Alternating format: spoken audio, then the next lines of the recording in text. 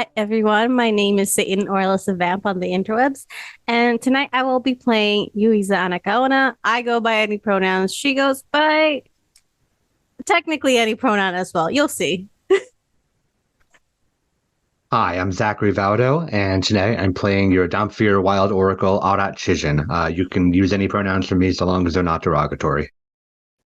Yeah, there. I'm Abby. I'm your local Indigenous nerd, but tonight I'm taking on the role of everyone's favorite Ahuling cleric of Keening, Fisscourth. And our moms picked out our pronouns, so she, her. Hey everybody, I'm RJ. Today I'm playing Sulong Shen. We both go by he, him. He's a barbarian druid and I'm a menace to society. Hey everybody, my name's Sara Roberts. I use any pronouns and I'll be GMing this campaign tonight.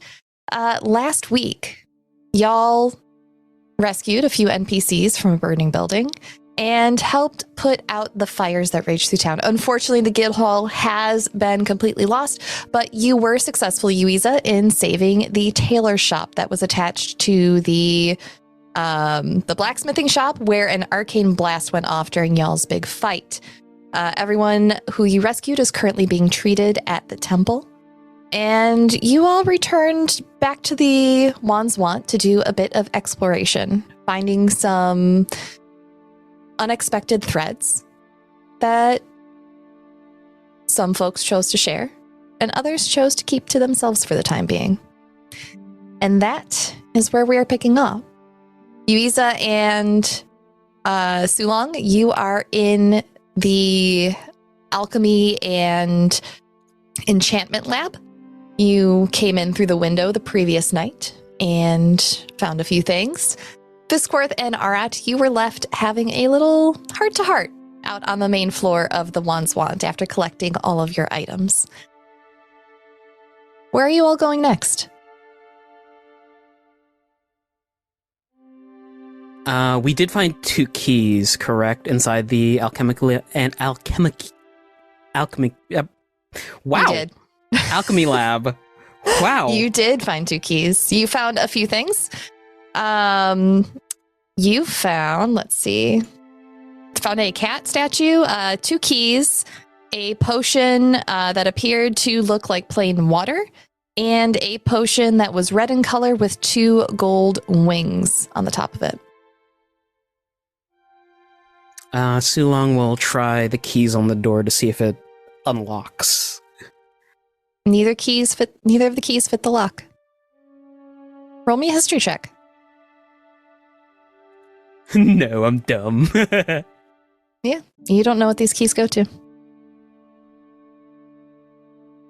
I think this potion might be a potion of flying. I got one from a very sketchy cave the other day. I mean, like a week ago. But like, no, the other day. No, I don't know anymore. The one where you fell, right? I fall a lot of the time, so that doesn't really, Oh yeah, the one where we fell through the floor, yeah, that one.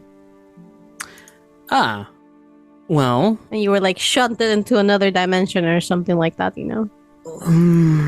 Yep, I'm aware.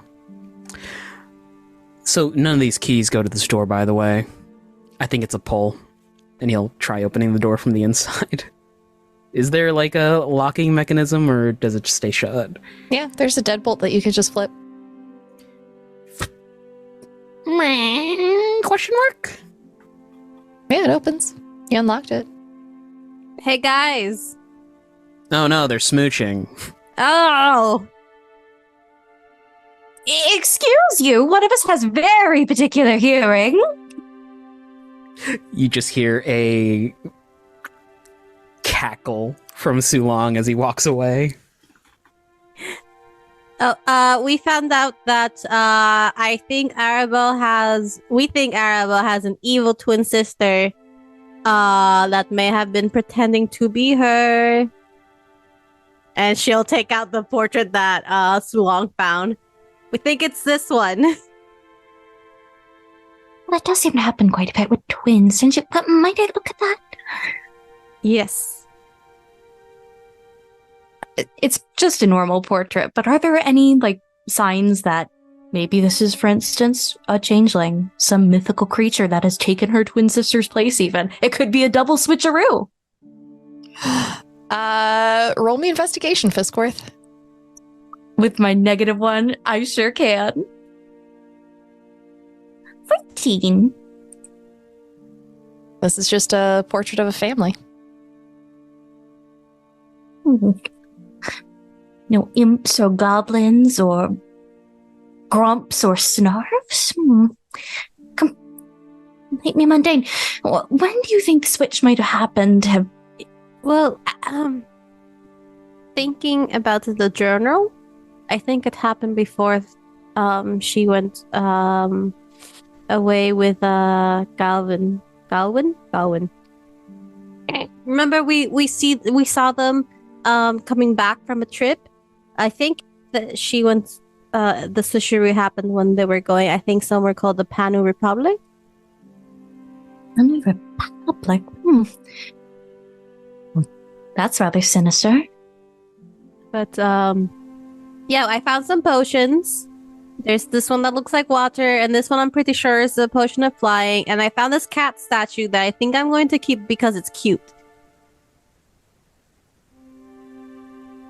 Did you not have a problem when you stole a statue that you did not know about previously?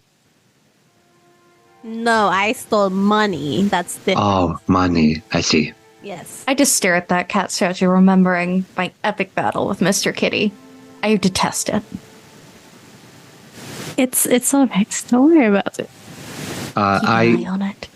I gathered whatever things I could find around the shop. It seems that supplies are more sparse than original, but I put them into piles based off of what I think would be good for people, based on what had left. Art just starts like pushing piles in like the directions of like Fisscourth and Yuiza and Zulong, and just like he pockets just 2 scrolls, and he has a scarf around his neck. That's everything for him. Everybody else has little piles of things. But this is what I found, and some of these things seemed more useful for some than others, so I took the liberty. Sulong is going to pocket the 2 potions that are in his pile. I believe that's where they're... Yeah, I had a scroll and 2 potions in yours. And then, Fisscourth and Yuiza had a mishmash of things. Well, very fancy indeed, and I am grateful for the organization, but did you find healing potions, any tonics? I think the village needs them a bit more than we do at the moment. There were only 2 healing potions, and I gave them to Sulong at the moment. I don't know if you all found more healing potions, so... I mean, I think this one is a potion of flying, like I said, because it's similar to the one that we had when we were in that cave.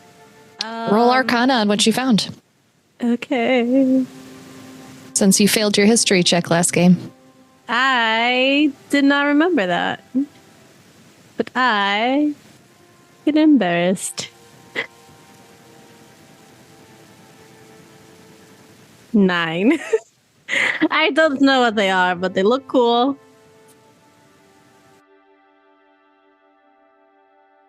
If anyone else would like to roll Arcana, you can. No. Of course I'm going to try. I am a learned scholar. With my -1. 16. Running my hands over them and whatnot, I got a 22 total. Looking at the first 3, Arat, you identify Yuiza's cat statue as an immovable cat. You find the rune on the bottom that acts as its trigger. I will get that added to Yuiza's inventory in a minute. The 2 keys are both keys to magic. Similar but not identical to the ones that you found below the temple. These ones appear to have been made more recently. Fisscourth, you identify 2 of the potions. The first potion is one that you have seen previously. It is a potion of puddle scrying.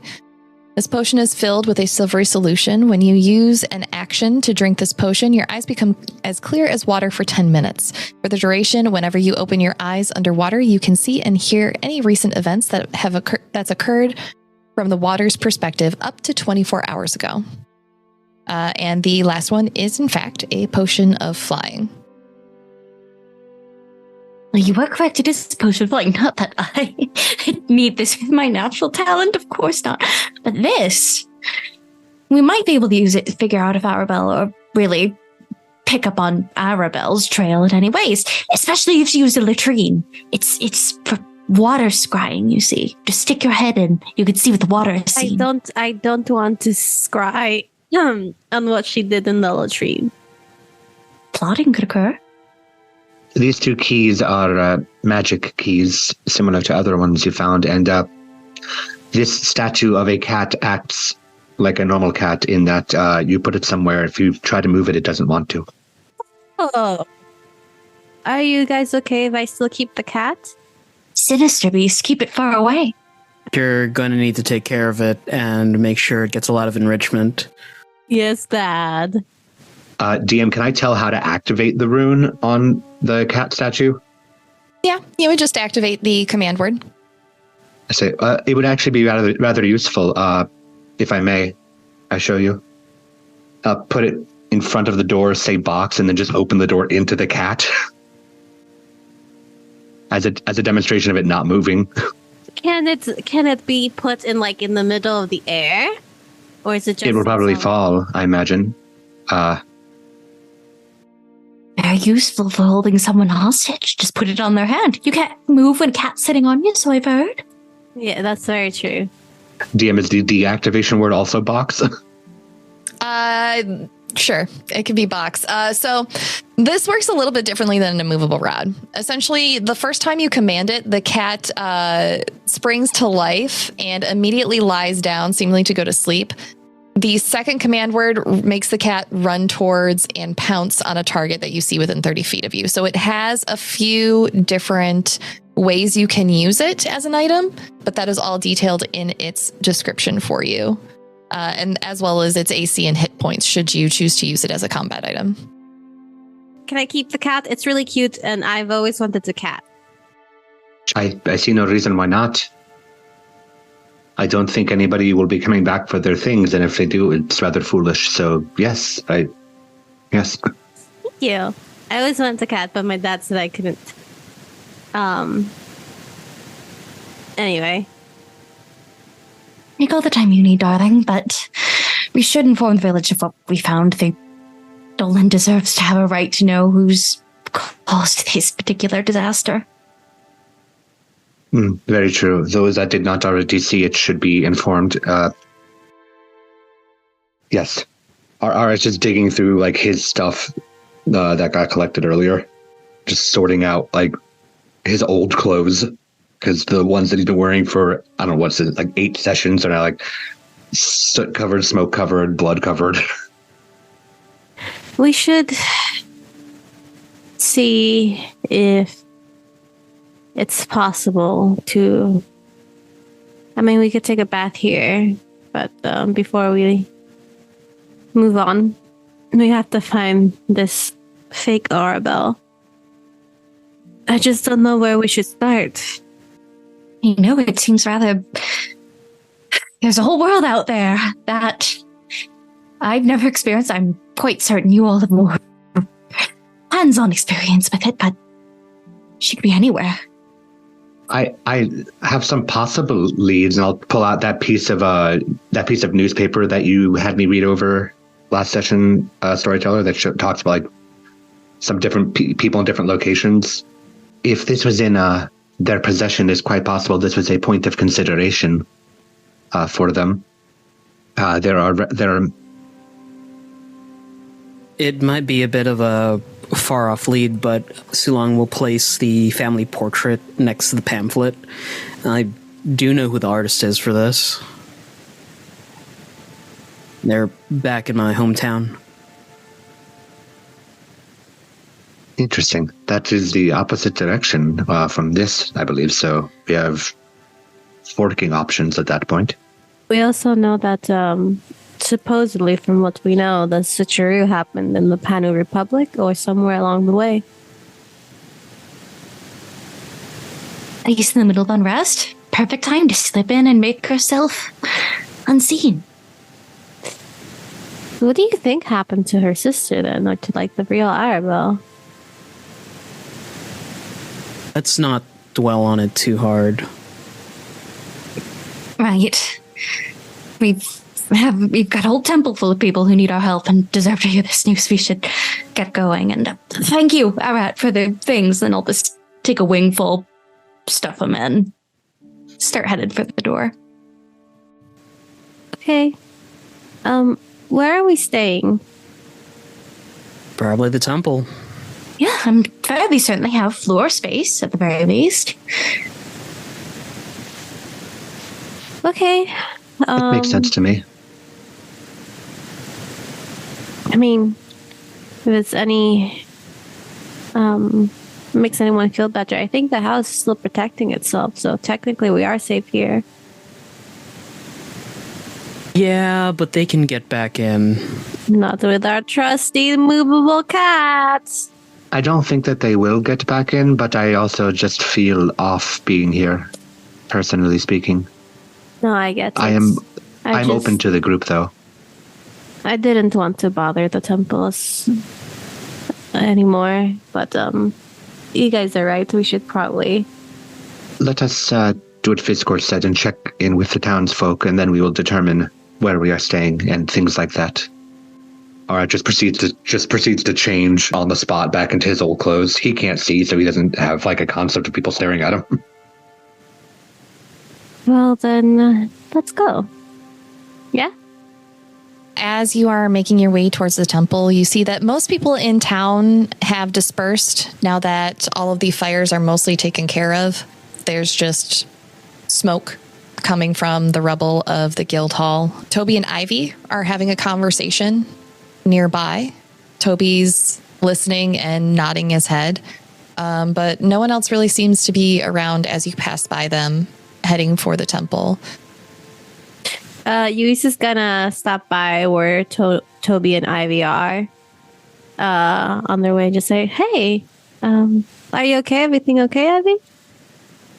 Oh, well, I mean, everything happened, so yeah. no, but...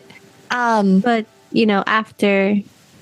Oh, yes, I was just telling Toby that Dad and I are putting up some of the old camping tents. So a few folks are going to come stay on the farm with us for a little bit until things are habitable. You all, do you need a place to stay? I know the windows were blown out of, and she points over towards the Wands Want. Yeah.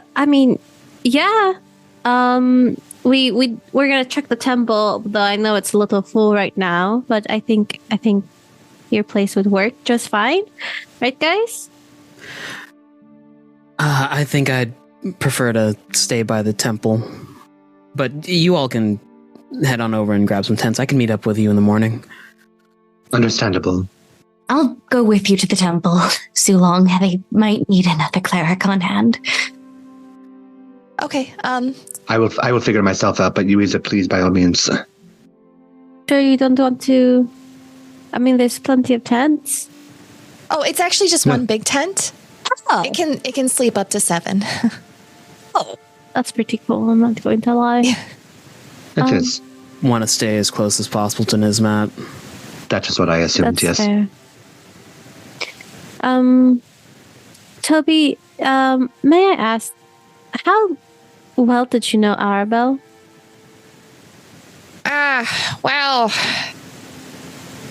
We bought potions from her quite regularly for the guild hall, and I don't know, she was always fun around the guild. She spent a lot of time with Galwin. Aside from polite conversation, we didn't talk much. Is she all right? What happened to her? She was at the dinner with you all, right? Yes. She is technically the one who did all this. And she'll just motion to the town.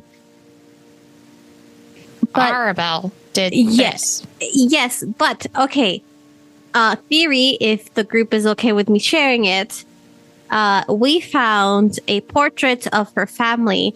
It seems like she had a twin sister, and I think this Arabelle is not the original Arabelle. It is her twin sister who took her place after actual Arabelle left to the Panel Republic with Galwin. And whoever came back is her twin sister, because she had the darker hair and the sharper features in the portrait, just like the Arabelle that was here turned into an Arabelle with darker hair and sharper features. Magic. Okay. Right. I know disguise magic exists. There's a lot more. You know what? And I'm gonna actually start detailing the stuff that we found, like that happened, like beneath. You know what? Tell me in the morning. Mm. It is late, and I am still bleeding. Yes. Very fair. Thank you. Just wanted to give you a heads up.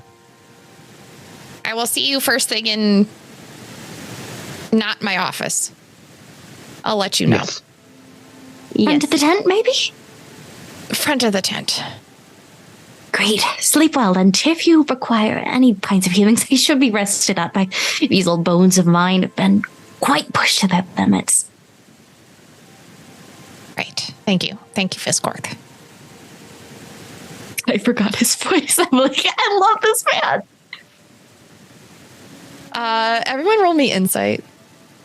19. Hey, same. Let's see. I rolled a 7, so that's 18. 16. Toby turns to walk away from you all and sighs, and he looks exhausted. Like the lines on his face in his absence have gotten deeper. His shoulders, he never really stood up straight to begin with, even though he's probably one of the most important members of the guild, but his shoulders are a little more hunched over than they normally are as he and Pershing walk away to go survey more of the damage. This is all on his shoulders now. Poor thing. First he had family troubles, and now he has whole town troubles. Let's see what we can to ease up some of that trouble, huh? Yes, Agreed. absolutely. But Yes.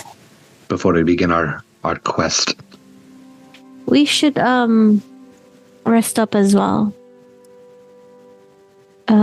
You two are going to the temple. Arat, would you like to join me in the tent? Maybe we shouldn't all split up so split up.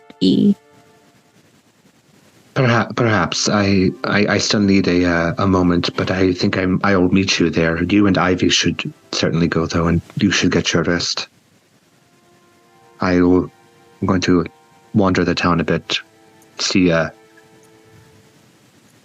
what's left, so to speak. You know where to find me, Arat. Of course, I know where to find you all. Yes. Yes. I will then. I'll be at the tent, and if you guys need me, I'll be there.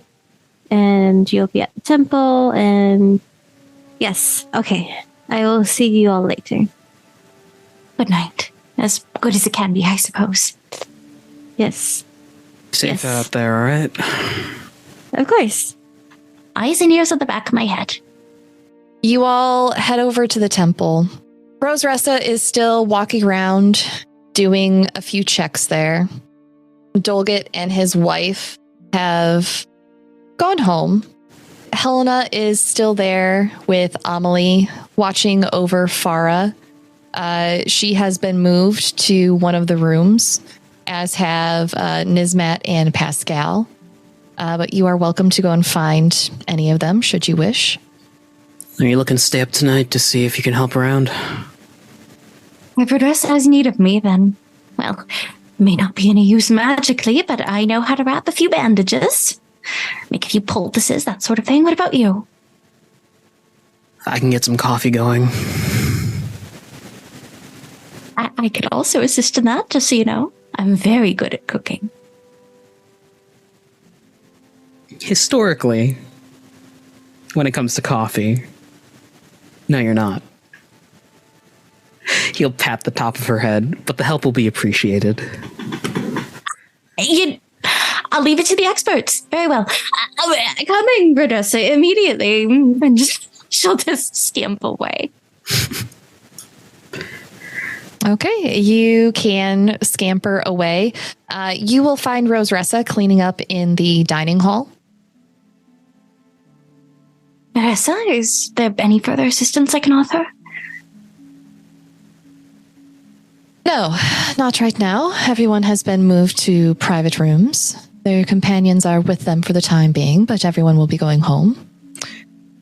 Do you require lodgings as well?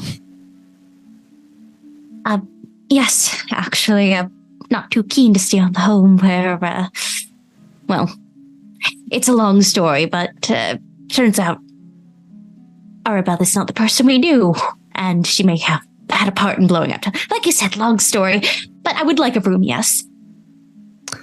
All right. I will inform Duval that I'll be sleeping in his office with him then. There is one room left that you can have. It's at the end of the hall. Thank you. But truly, what you did tonight was admirable. From one person of God to another. My dear, I pray that you've never seen the things that I've need to see to get this good. Now, would you like me to show you to your room? Yes, please. Right this way. And she will lead you back out into the hall and down the hallway. You are put in Rose Ressa's room, which is right next to Duval's office. And I will drag you on over there. There is a couple staying in the other room next to you. They had been staying at the tavern, but the part of the tavern roof that was destroyed in the fight was right over their room. So the tavern room that they were in is out of commission. Across the hall from you, directly across the hall, you are told that Pascal is staying there. Currently, True Love is staying in his room with him, keeping a close eye on him. The other door leads to Nismat's room, and the third door leads to the room that Amelie and Helena are waiting in for Farah to wake up. Crowded, but I'm not going to make too much noise. I'm very quiet. I'm so polite.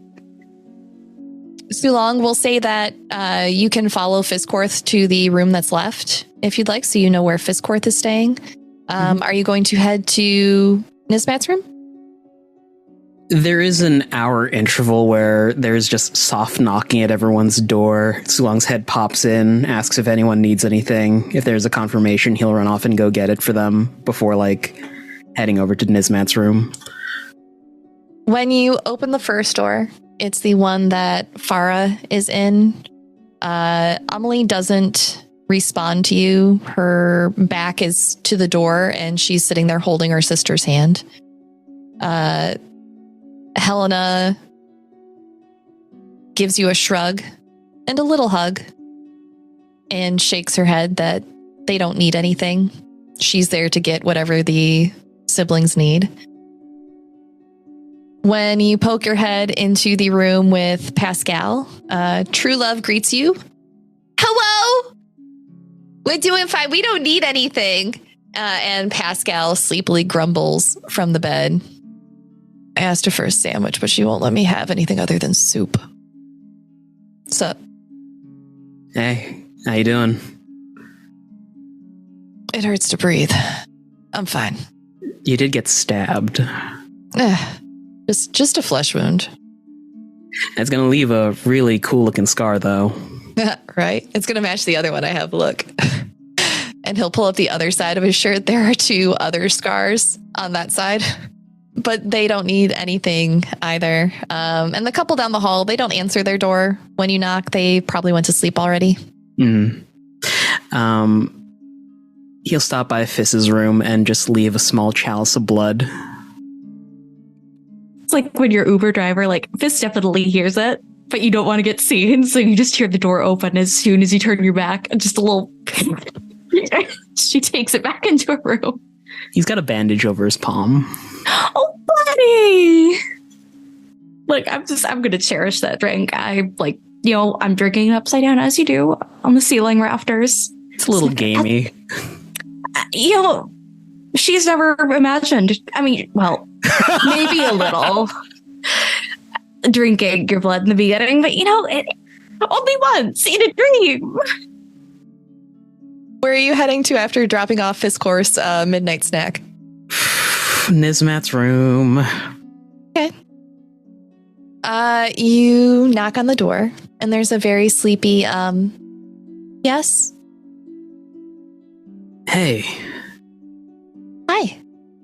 Nismat has a bandage over their head, kind of wraps up around one horn. The tip of a horn was broken off when she fell. He will kind of head in, drop his pack off by the door, and pull up a chair next to the bed. How you feeling? A little woozy. Do you have 4 arms, or am I seeing double again? There was 2 of Rose Ressa when I woke up. Oh, no, this is, he'll have his top arms clapped together. This is kind of a new development. That's cool. Is it a curse? Kind of, sort of. Do you know much about Zarin anatomy?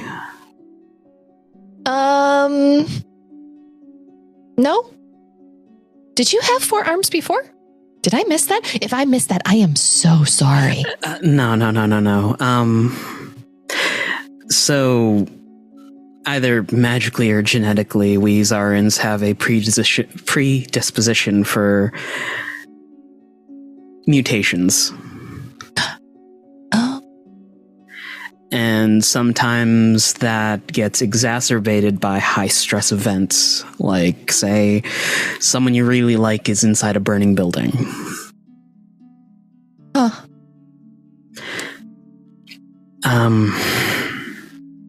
People in the Feywild do that too? Well, some do. Once my mom grew a whole bush of flowers out the top of her head. Were there berries? No, there were flowers. Oh. It wilted a few days later when she got frustrated at my dad. Oh no.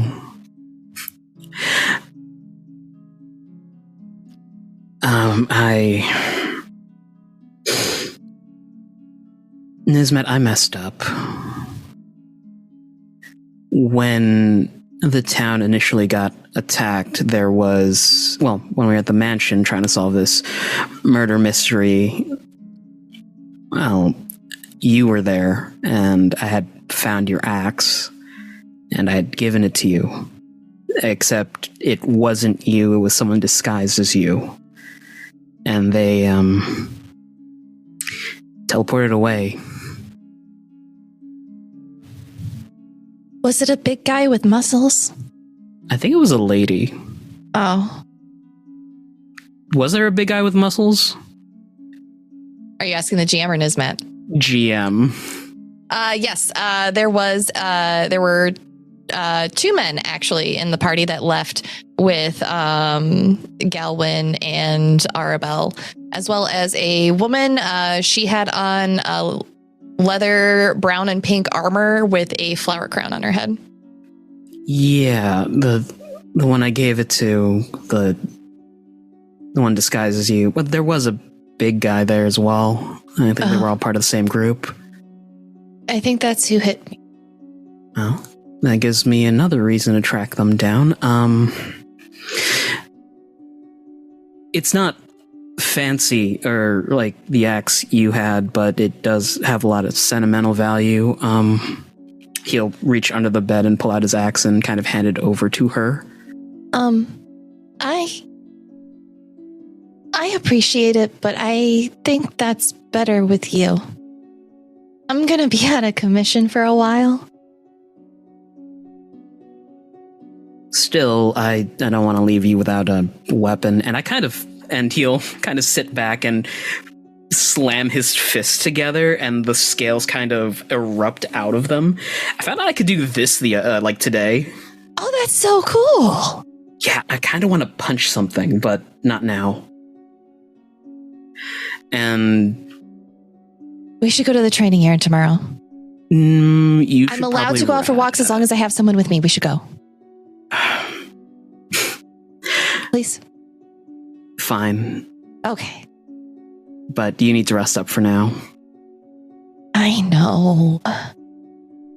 And yeah,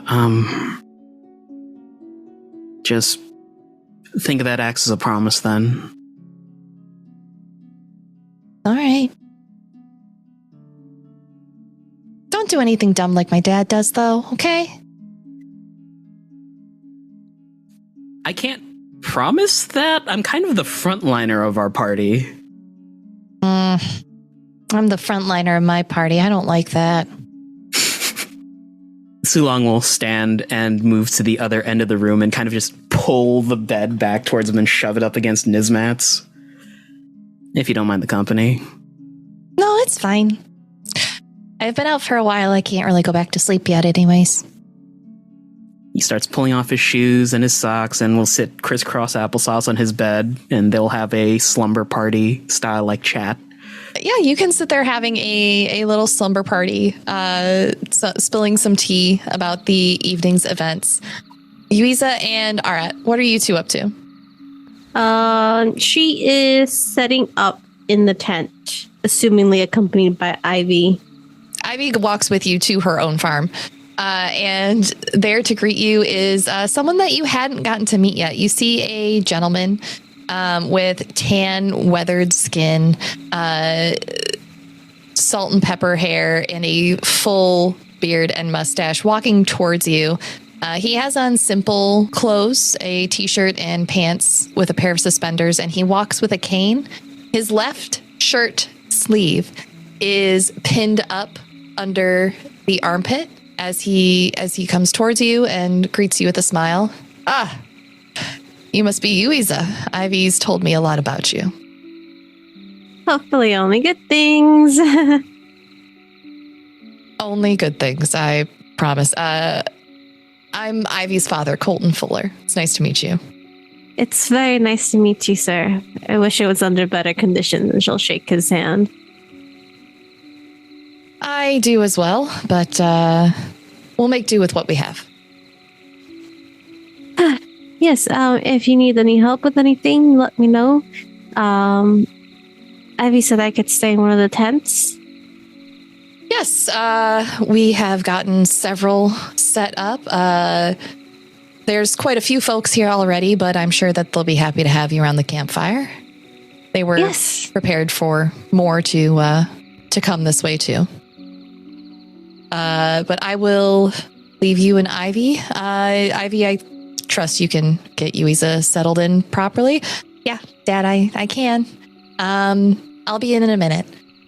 All right, you two have a wonderful night. I'll be in the house if you need me. Have a good night. He'll say his good nights to you and head back to the house. And Ivy will take you over into the same field, now a bit more trampled than when you were here last for your date. The rug and picnic that she put out for you two is gone and put away. There are several tents that have been set up, and you see sitting around a campfire, Pip and Beetle are sitting there with Connie, chatting and sharing a meal.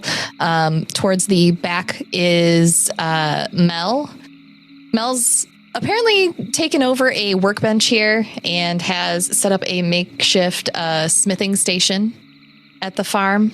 As you walk past, Ivy leads you to the back where there is another large tent that's set up. A fire already going, started for you should you want it. And she'll say, well, this is the last one. Like I said, it sleeps quite a few people, and we pulled out some furniture too, so there's already a couple mattresses in there. There were only 3 mattresses, though. I hope that's okay. And there's There's a little table, and we have one of the benches over here. Do you need anything? Cups, plates? Oh, no, I'm all right. I'm really not even that hungry, so I think I'm just going to rest up. Are you all right? Do you need anything? I know it's been a rough night for everyone, and I may be used to some aspects of fighting in general, but tonight was a lot even for me, so I just want to make sure that you're all right. I think I'll be okay. Okay. Well, if you need to talk, you know where I am, all right? Yeah, I do. Are your friends coming, do you think? Possibly Arat. I know Sulong and Fisscourth are probably going to stay at the temple trying to help. I probably will pop by tomorrow when I wake up. Maybe help make some food for everyone. If you'd like to help me in the kitchen in the morning, I'll be doing the cooking. Yeah, I would love that. Are you sure you're okay? Yeah, I mean, as okay as it can be with everything that happened, but it's fine. Everything's all right. Nothing too big. I just know you really liked working with Arabelle, and yeah, but you know, I mean, it had only been a few weeks anyway, and it's not like we knew each other for so long. So you know, it's not too much of a change other than where I'm sleeping, but I'm used to that changing often anyway. So it's yeah. Well, you can stay here for as long as you want. Thank you. I really appreciate that. But, you should go and rest as well, okay? We have a big day tomorrow as well, trying to help everyone else, and I know I can't stop you from doing that, so yeah. All right. I'll be in the house if you need me. I'm not sleeping in my room. I'll probably just be downstairs in case people need to find me. If Arat comes by, I'll let him know where you're at. Yeah. That'd be perfect. Thank you. Okay. She's gonna give Ivy a big hug. Ivy gives you a big hug and a big old smooch on the cheek. And it's a few moments before she lets go. Okay, I'm actually gonna go now because if I don't, then I'm just gonna keep hugging you, and I don't want to. I will be here tomorrow to hug us again. Okay, I'm gonna walk away now, and just okay. Bye. Okay, bye. Bye.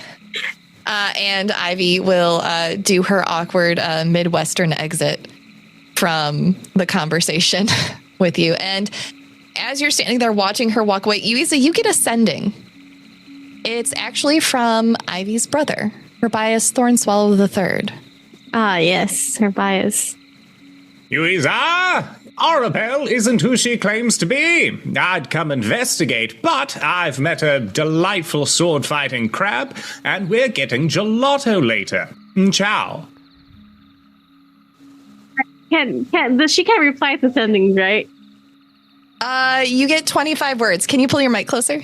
Yes, sorry. I pulled it away because I was laughing. Yeah, I noticed a lot has happened in town. What kind of gelato are you eating? Also, where is it?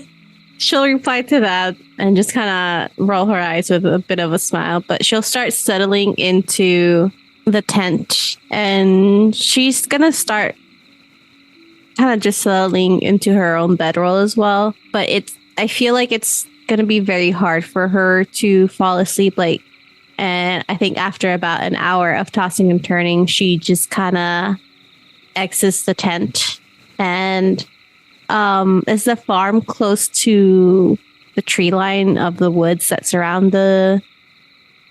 Yeah, the farm is surrounded on all sides by the trees. There's a lot that hasn't been cut away here. Are you heading into the forest?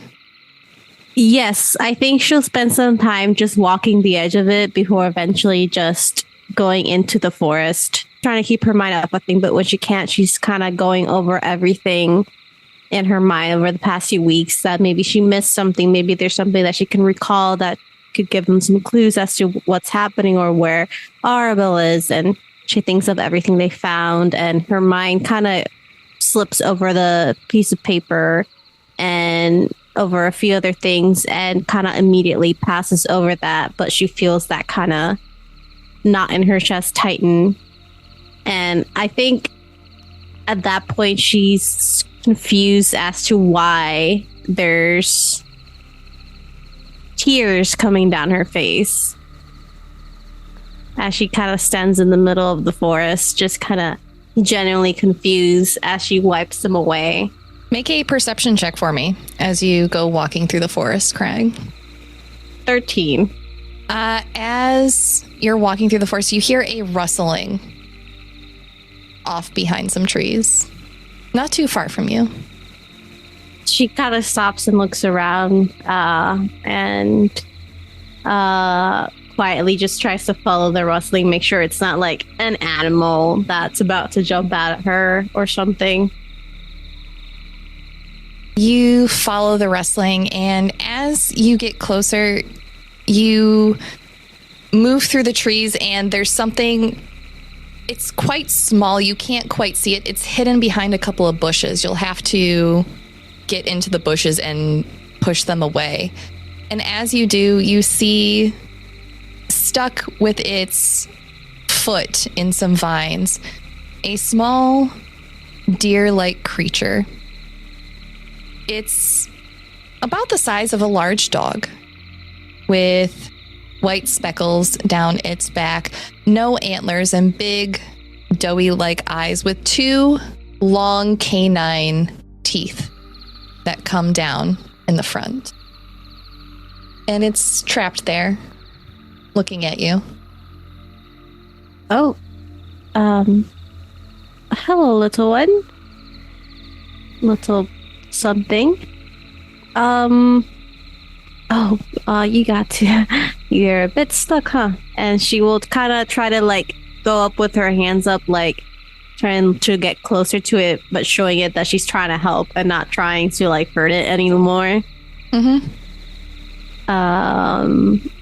And if she can get close enough, she will try to look at how its leg or wherever it is stuck to see if she can help free it. Yeah, roll me animal handling. That is a 2. You startle the creature as it gets close, and it releases a rather pungent burst of musk. I will need you to roll me a Constitution saving throw. 21. Then you avoid being poisoned by this musk cloud that is released. And but you are able to get close enough. Its leg is twisted up in some thick, thorny vines. It's also got a bit of a bad burn on it. It might have been close to town at the time the fires had started. Okay, buddy. That's fine. And she gets down. And as she sees the vines, she takes out her dagger and slowly but carefully kind of cuts some of the vines off and trying to untangle it without hurting the creature any further. Yeah. It's not a difficult task, even with it occasionally jittering and kicking. Eventually, you do get it free, and it limps away a few feet and then stops and just stares at you a bit. You're free now. Okay. She's gonna try and walk towards it slowly. Do you need anything else? Are you okay? I don't know why I'm talking to you. You are an animal. Yep. It blinks at you with those big, doughy eyes. Sniffs at the ground a little bit and just watches you. Hi, are you hungry? I probably have some granola in my pocket. I don't have my bags with me.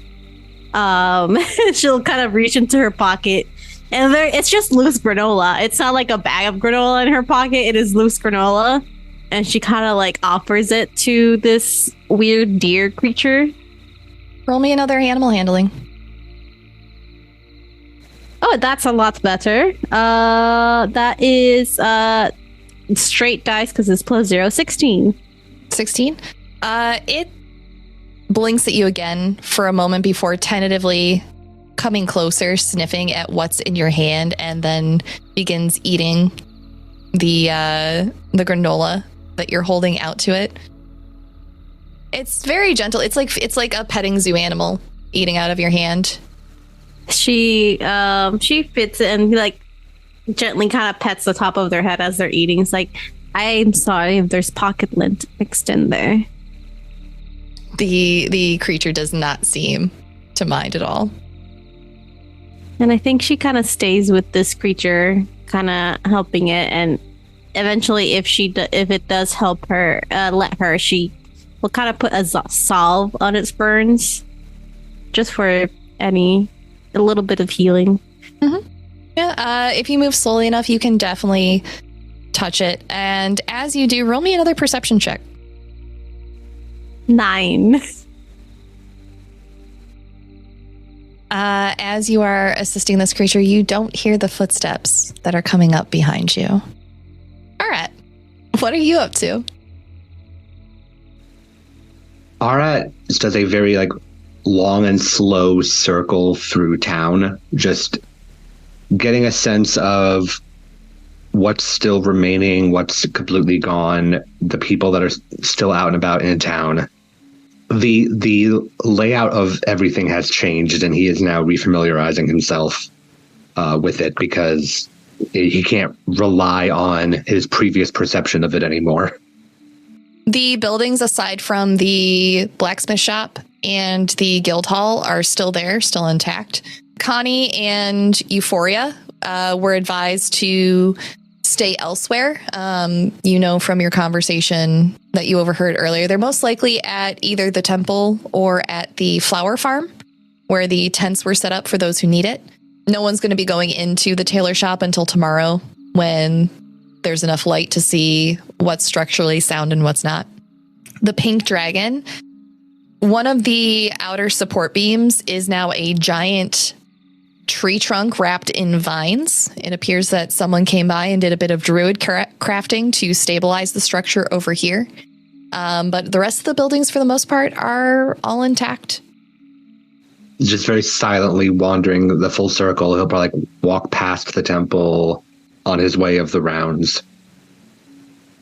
And then just sort of spiral outward to the more wooded areas that surround the town itself, until things just are a bit more quiet. Just sort of walk over, feel for the nearest tree to lean on.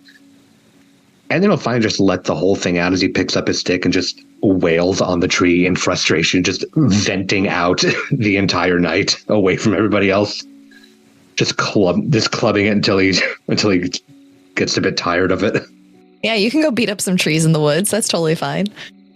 After getting all that, I start just thinking towards where what's up next, where to go next. The stuff like the Panu Republic. It's been a very long time since he's been there. Weird threads that just loop into this one place, and he's just trying to roll over all of that while kind of just aimlessly being in the woods. He's just letting himself sort of get caught up in that to now go in the opposite direction of what he just did and think of as far away from what just happened and towards what's next. You can definitely do that. With that, let's go ahead and slide back over to those footsteps. You are tending to this musk deer. You remember some things that your aunt taught you about the creatures of the mainland. She liked fuzzy animals. The weirder, the better sometimes. And she particularly liked telling stories about musk deer and would often tell you that they are easily tamed once they realize that you are someone who has food and will feed them regularly, they tend to stick around for a while, and that there are even some wizards who have used them as familiars. As you're contemplating over this, suddenly there is someone right behind you, and you hear "Oh, well, I see you got to help them before I did." I'm like,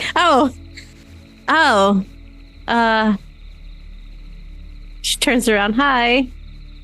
You turn around, and smiling at you is Miss Lowry Moon. Oh, Miss Moon. You startled me. Yes, this little one was trapped in some vines. Are they yours? No. They belong to a herd, but, and she looks off into the distance, almost as if she can see beyond what's directly in front of her. I think the rest of their family is, quite far away at this point. Oh. Well,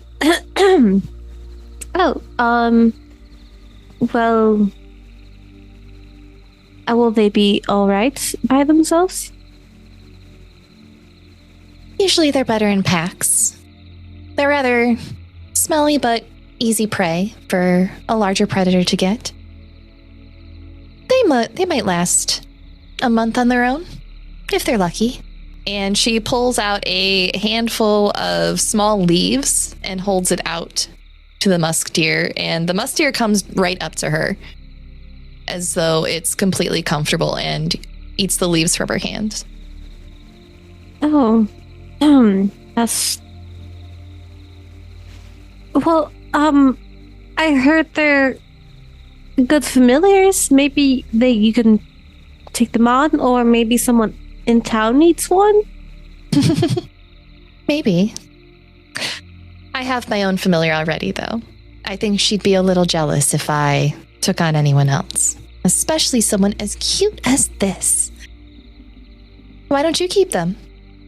You've already helped them. Well, I didn't... I could if my group is all right with it. I just know I'll probably be traveling soon, and I don't know if it'll get tired, but they are really adorable. Don't worry. They can travel long distances in a single day. They can probably travel longer than you can. So, well, that's okay. I guess I will keep them. Of course, if you don't want, there's always the butcher in town. You could probably also sell them. No, I'll keep them. It's fine. All right. I mean, everyone needs a little help sometimes, right? So if we can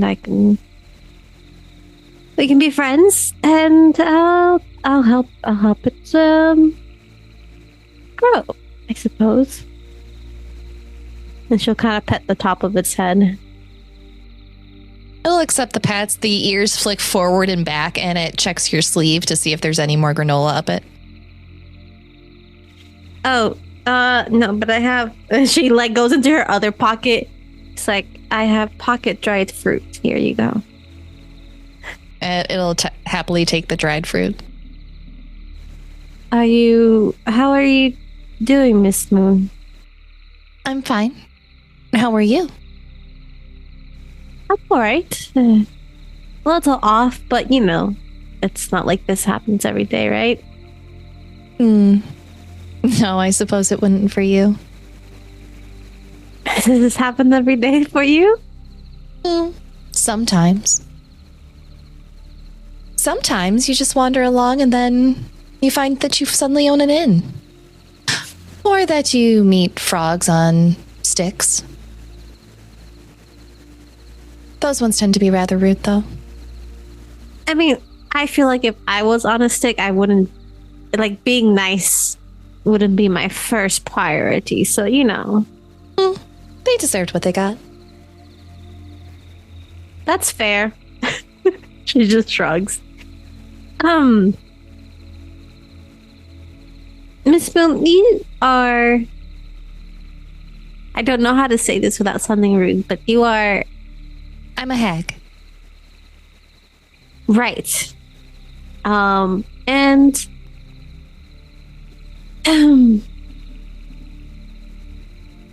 you are older than most.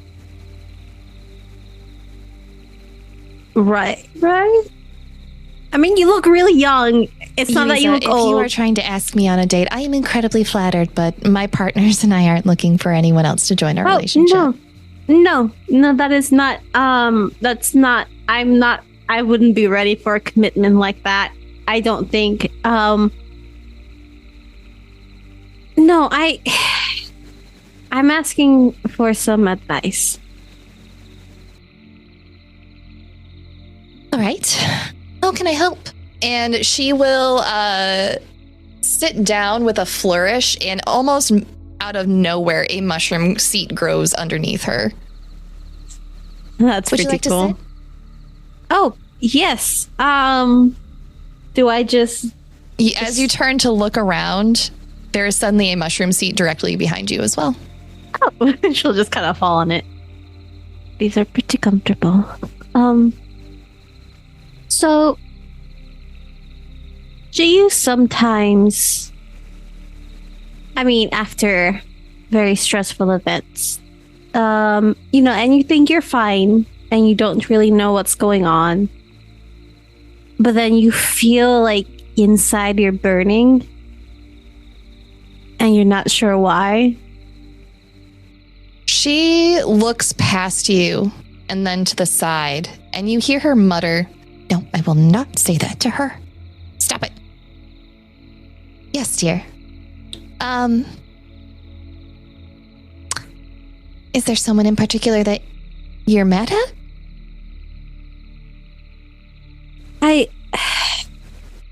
Maybe feelings of, I don't know, pain? But the emotional kind? I don't know. I don't really feel those anymore. It's just like I have this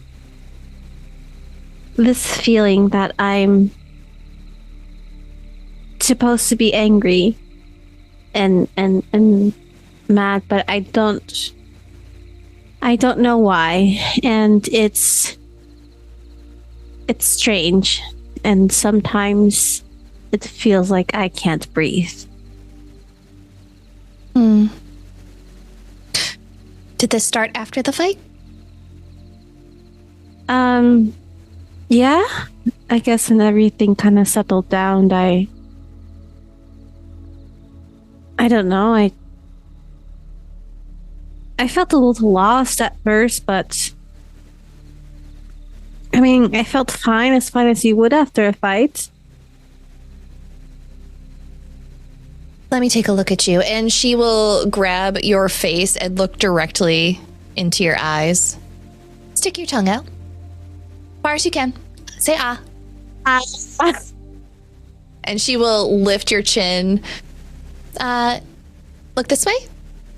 Oh, Now the other way. okay. And you feel her like tugging at your ears and looking at them. Raise your arms like this. Oh, yeah, okay. And as she goes about examining you in probably the most unusual setting possible for a quick physical exam, she sits back down on her stool and stares at you before she snaps her fingers and a little cauldron pops up next to her. From a pocket, she pulls out a teacup and a ladle appears in her hand as she ladles something into the cup and hands it to you. Drink that for me, dear. You'll be right as rain afterwards. Okay. It's just a little curse, nothing to worry about. You want me to drink a curse? No, you're already cursed. What? Go on, drink up. Okay. And she just drinks it. Yuiza, it is slimy and bitter with a bile-like aftertaste as it goes down. But as you get about halfway through, that burning, angry fiery sensation that you've been feeling in your chest almost radiates throughout your body as if something had been locked away within your heart and was just released.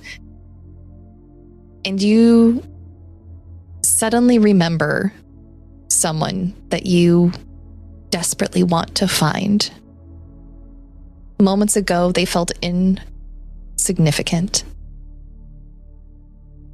But that ache and that yearning to locate them comes crashing back in an instant.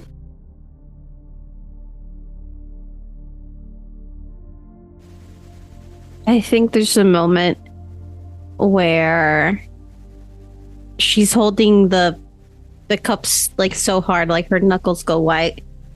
There is tears of like rage that fall down her face.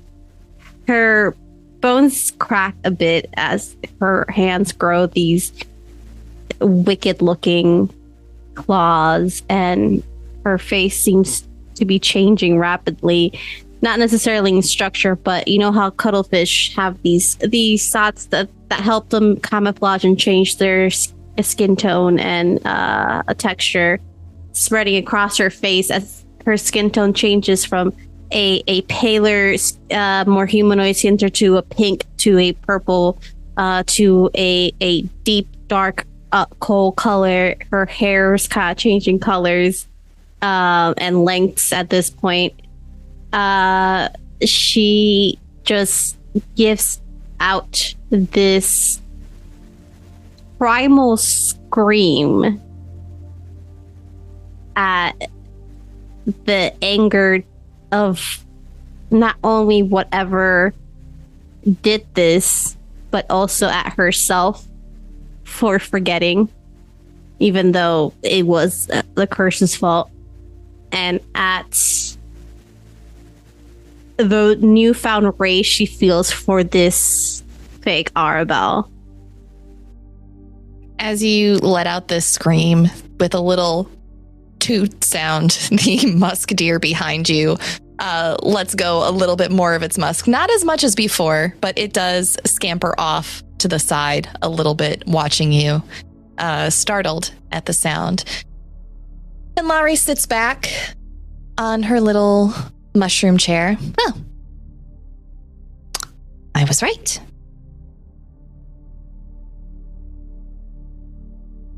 Do you need some more things to scream at? I can summon something if you'd like to hit something.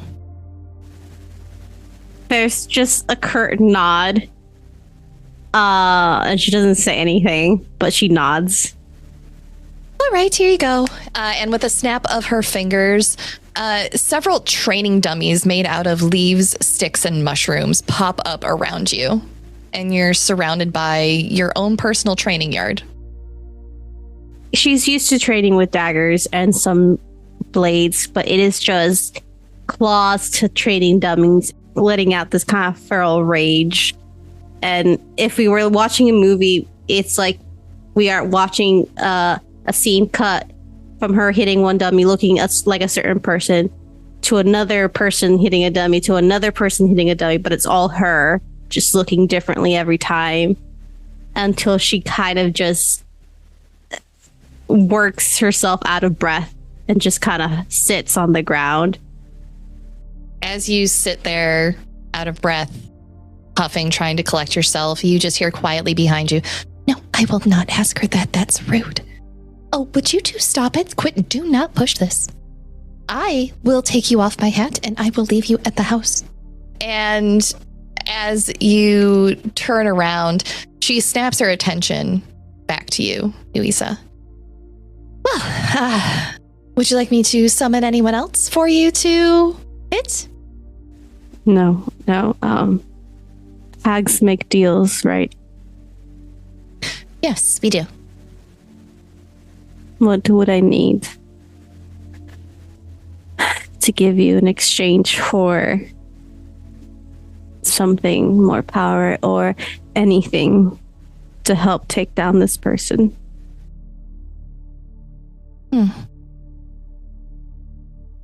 What sort of power are you looking for?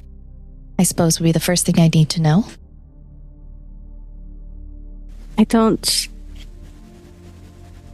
I don't know. I don't... Anything that can help me defend or protect. All right. I'll tell you what. I will give you something that you can choose to learn from and use as you wish. That will grow with you. And in return, when I come to you for a favor, you will say yes. Just one.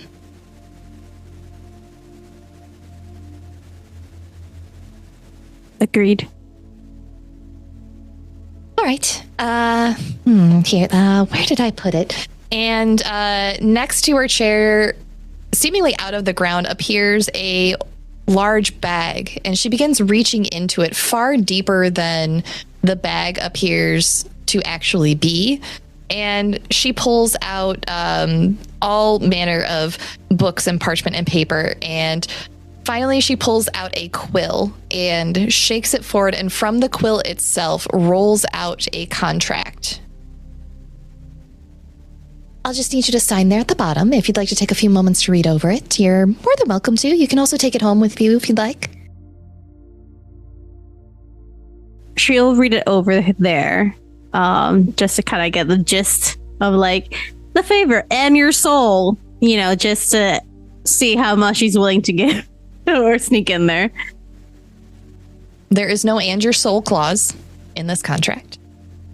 It is merely stipulating the terms, the things that she can and cannot do for you, the things that you can and cannot do for her with your power, the limits of what she can extend to you, and the favor that you will owe her. She reads it over, her eyes scanning quickly the scroll, and then takes the quill and quickly signs it. Well, there. That is another one for the year, and this is for you, dear. And she hands you a small tome. Everything you need will be in there. She will take it and kind of start like just paging through the tome. As you open it, the words begin to appear on the page, writing themselves for you. And you see spells and incantations and a few formulas for potions that you do not know. It appears that the tome is created to instruct you, but only insofar as you can currently handle. Thank you, Miss Moon. You're welcome. And please, dear, call me Lowry. Thank you, Laurie. Now, do you know your way back? I think so. I might need a little help, actually. No worries. Right this way. I'll help you back. I have to meet Rupert anyways. Thank you. She will kind of pat her leg for the little musk deer to follow her. Mm-hmm. And it follows. It actually gets up pretty close at one point, realizing that your pocket is where the granola was coming from, and nudges your pant leg. She'll feed Stinky some more granola. That's going to be their name. Yeah, they trot along happy, munching whatever you pull out of your pocket for them. And Lowry Moon will take you back to the flower farm without you having to tell her that's where you need to go. And then she continues on her way, heading towards the town to collect Rupert for the night. And that, I think, is where we're going to go to break. Deal with the hag? Warlock level 1, baby! See, this time I didn't have to make you Abby scream. You did it for me. Thank you, everyone, so much for joining us tonight. We are going to go on a 10-minute break to get some snacks, refresh our drinks, and stretch our legs, and we will be back shortly. Everybody wave. Bye-bye.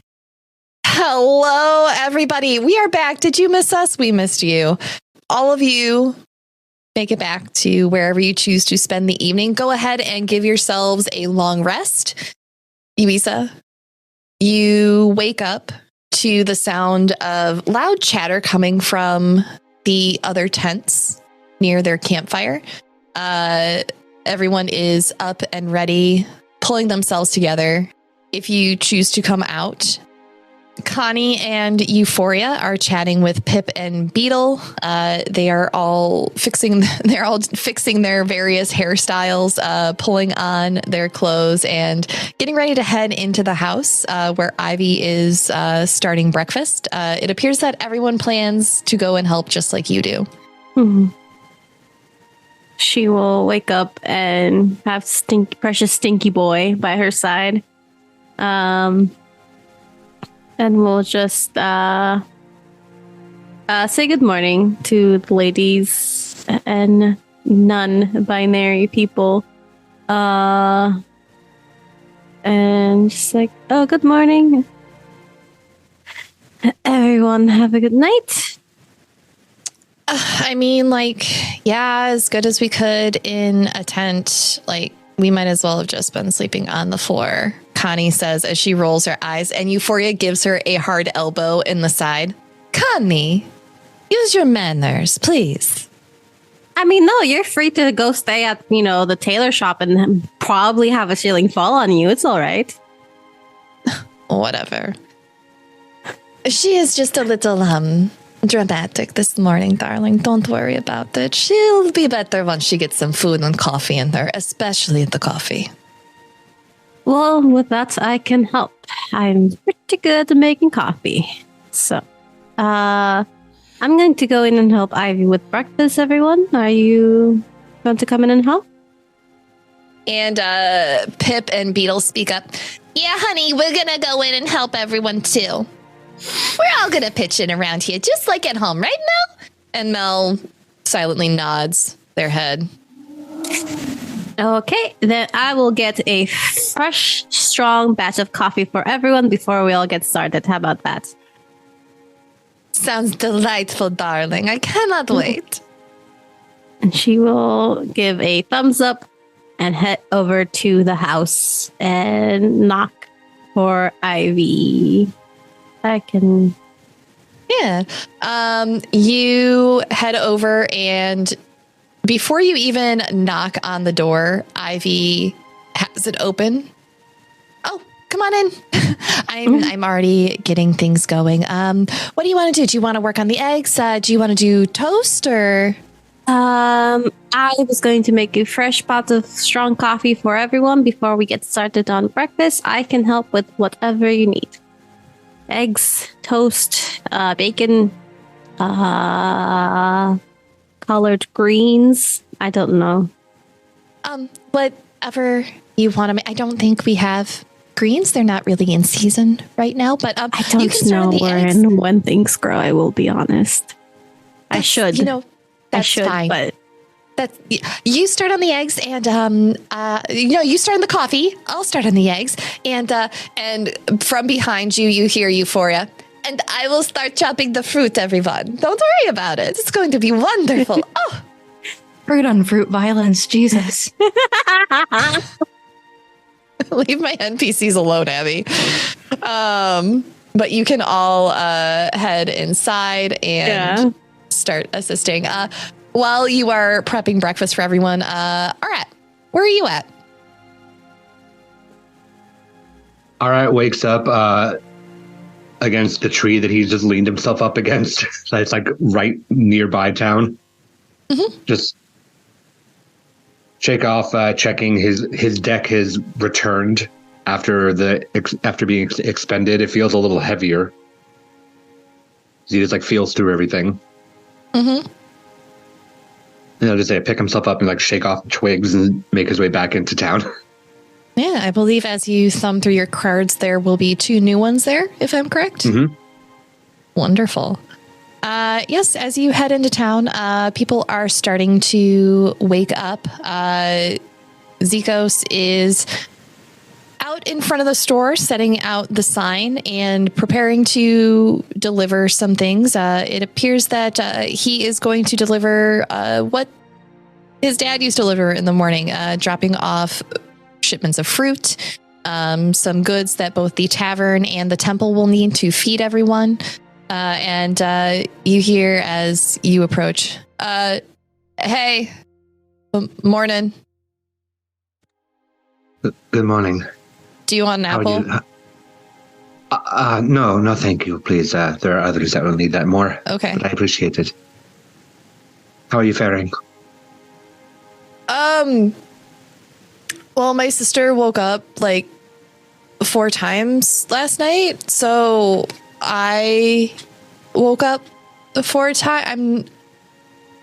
Mom and Dad pretty much took care of making sure she got fed at night, so I'm not used to no sleep, but I'm pretty sure that I got her diaper right this morning.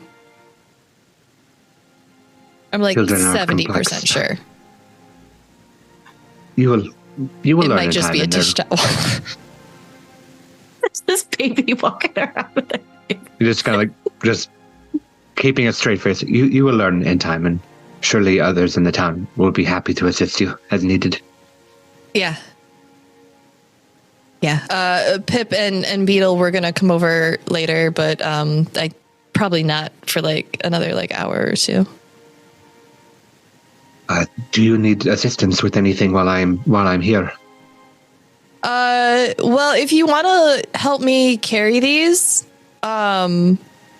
it's hard to carry these and have her like strapped to my chest at the same time. So, I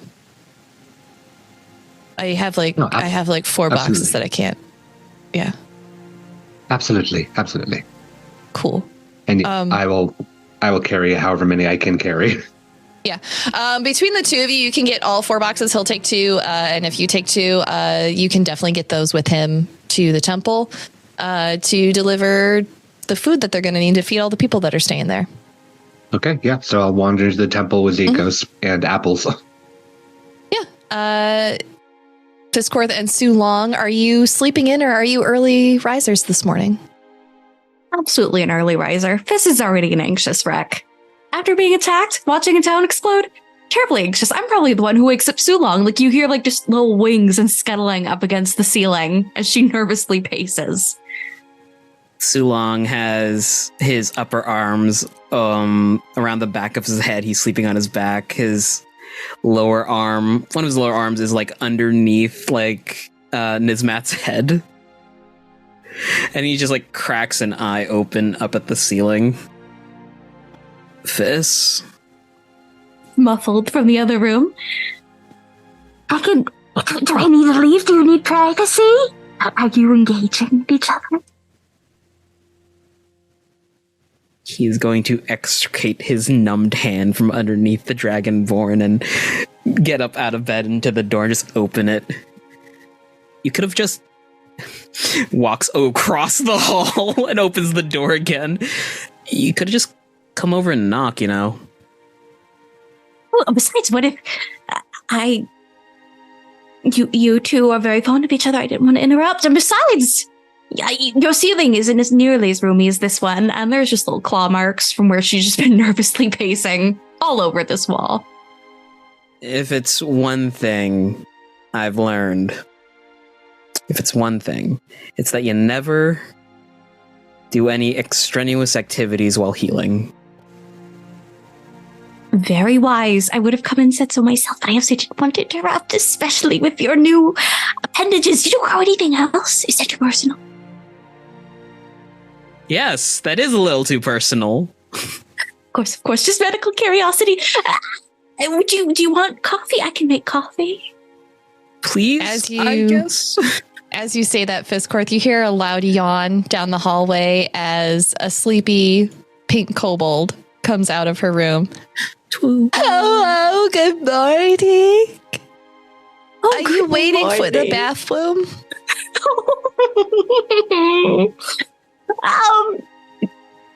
Not currently. Are you waiting for the bathroom, true love? I could fetch you a chamber pot. No, just move. Okay, good morning, bye. Good morning. And she walks down the hall past you to the door to the bathroom. It appears that there's a community bathroom at the end of the hallway here. Coffee, right. You make it. I've been taught how to do it properly. Not soup this time. I've learned the difference. Very important difference I've learned. He'll pat the top of Fisscourth's head. Wake me up in like another 30 minutes. Certainly. She's going to do it exactly in 30 minutes, but for now she'll swoop down the hallways, probably frightening whoever, she's a big scary bat, frightening whoever's down there. Oh yeah, she's definitely Draculaing her way down. Yeah, as you head down the hallways, it appears that nearly everyone has awoken this morning for an early breakfast. You see, as you enter into the dining room, you see Pascal is there, supported by Helena at one of the tables. He's a little wobbly, sitting upright, but he's wolfing down some eggs with gusto. You see Thomas, Ellison, Mari, and Harwick are seated at some of the dining tables. Ellison and Mari are sitting with Duval and Rose Ressa, chatting quietly. And eventually, Nizmat will make her way down there as well, Sulong. Should you decide to wait the full 30 minutes for Fisscourth to come back, you can. But she will come down with True Love for breakfast. But Helena and Amelie do not make an appearance. Curious. I was actually going to be like, where's Amelie at? I'm going to go to Pascal, as probably a desk help with the coffee. I don't know. Am I supposed to break up the beans? Am I supposed to put them in my mouth? I don't know. But also, maybe he knows where Gallowayne is. I still feel kind of bad about that lie I told True Love. Pascal, my dear bemuscled friend, partner in crime, coffee master, presumably. Please, I need help. Please. What do you need, little bat? He says through a mouthful of eggs. Little bits of eggs fly out at you as he talks. They just land in her fur. She's totally nonplussed. She's been covered in worse. I was wondering, do I crush the beans before I put them into the water, or do I take them out and then use the filter? Oh, you don't know how to make coffee at all? No. All right. Come on. Here, give me, can I put an arm around you? Oh, certainly. She'll, give him a claw. Okay, great. Come with me. And Pascal will hobble into the kitchen with your support and sit down at one of the stools at one of the tables and point to all of the items that you'll need. And he will walk you, Fisscourth, step by step in making a large pot of coffee for everybody. I hope I followed these directions right. Roll me a performance check. Oh no.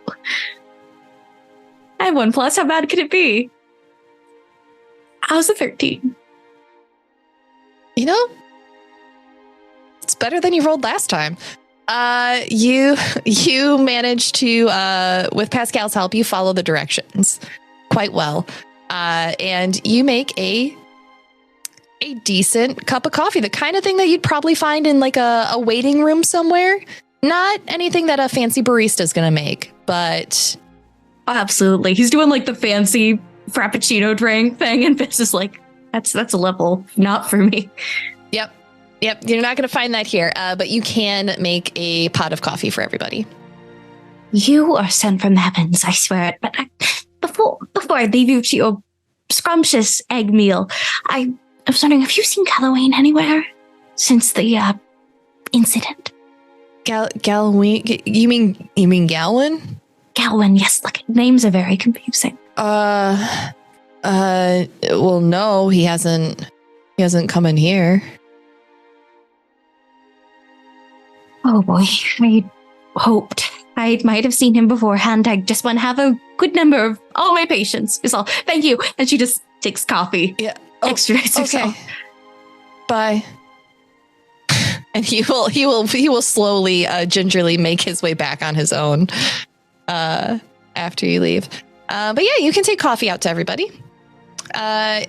Sulong, is there anything that you wanted to do to assist with breakfast? He's a sleepy boy right now. Okay. You get your sleep in, bud. Arat, as you arrive with Zikos, everyone is already in the kitchen or in the dining area having breakfast. You're welcome to go and join Fisscourth or go in search of Sulong if you want.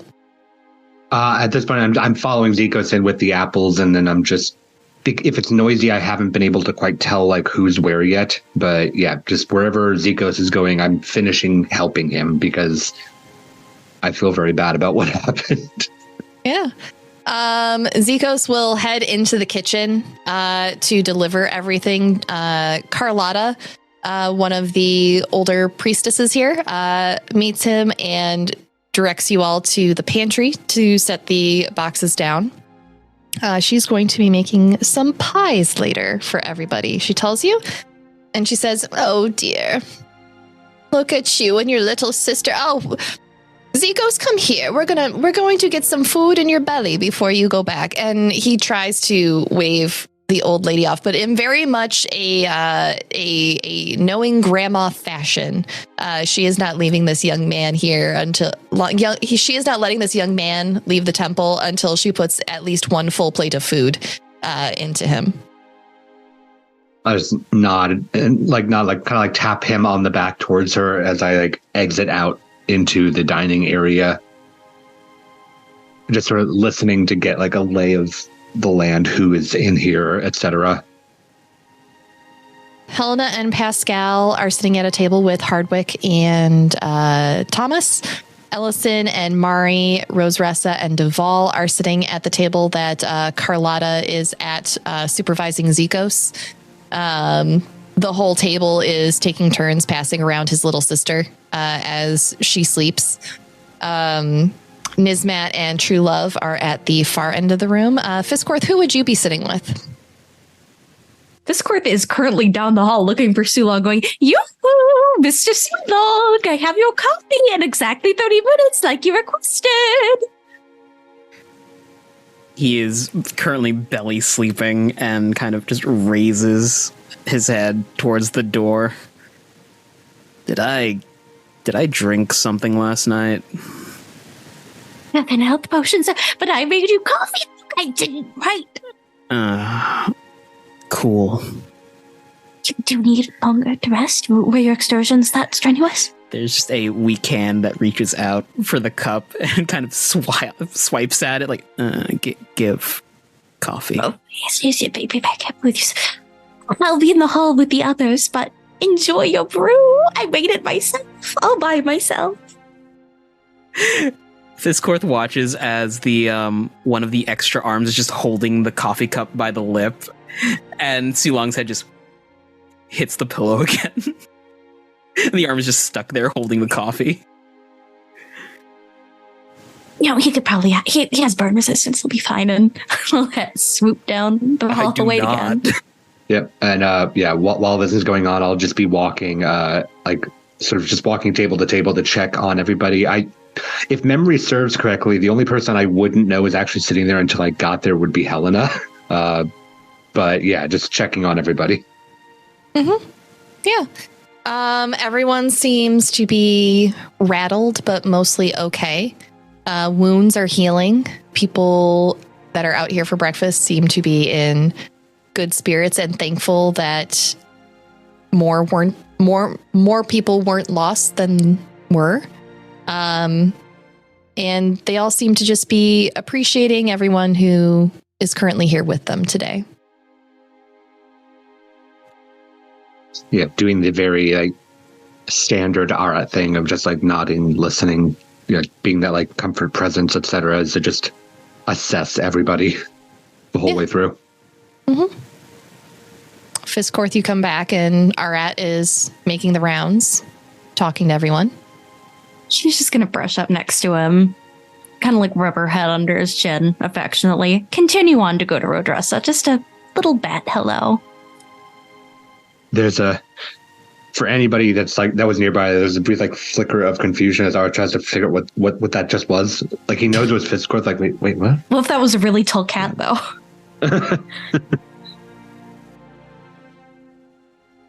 Andressa, my dear, how are you? Is there any way I can assist? I've made coffee this morning. I can do far greater.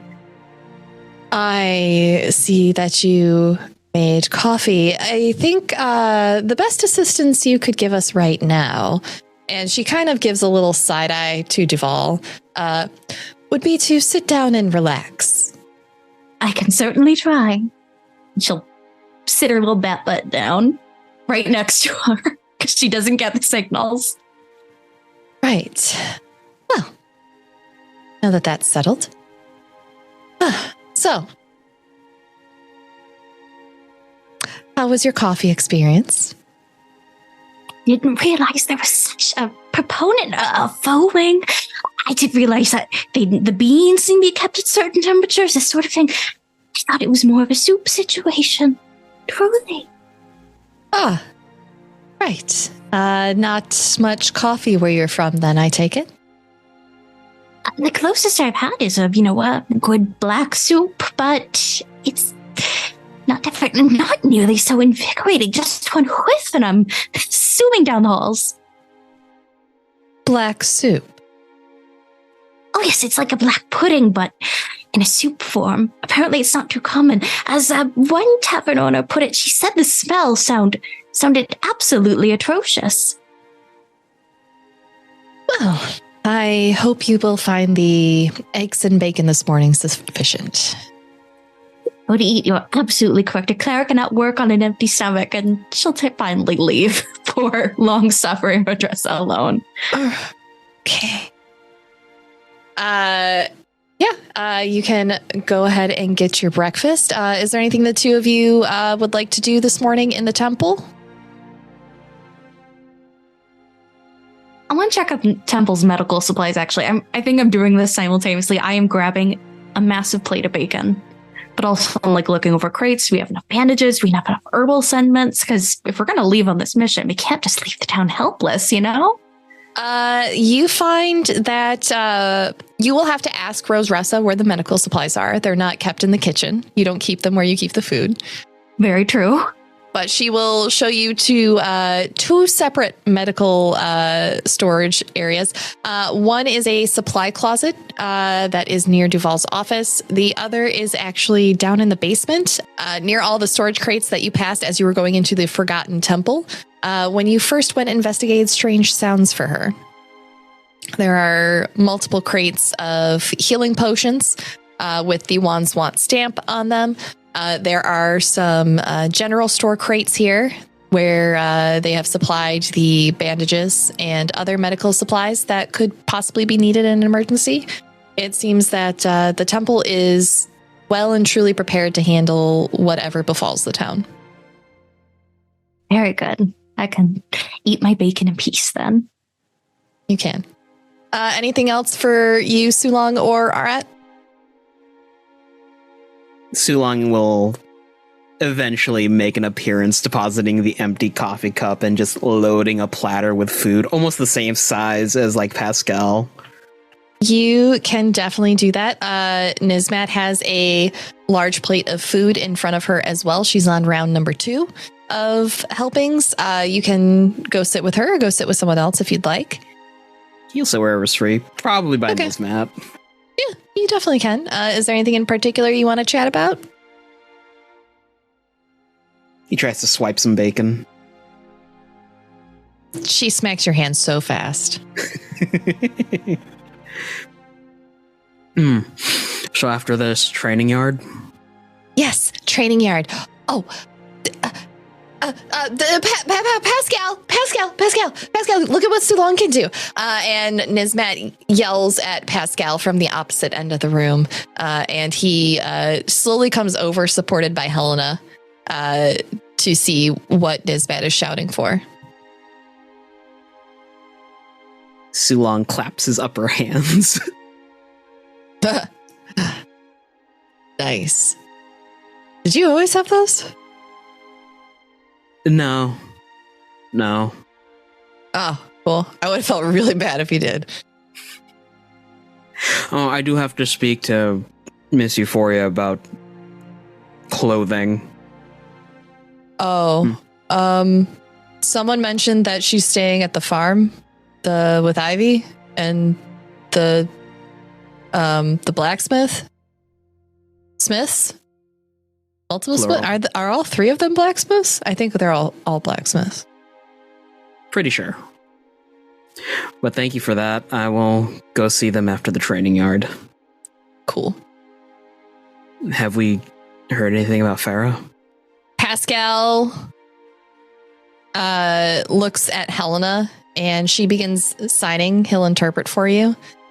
Farah is stable but hasn't woken up yet. Whatever magic she drew on is a part of their family's curse, and it passes to the first in line to inherit essentially the throne that her parents will vacate, which would be her birthright should she take it. Helena explains that should she choose to vacate it, the curse could transfer, but she refuses to, and that drawing on that power to pull her life force to save others greatly weakens to her.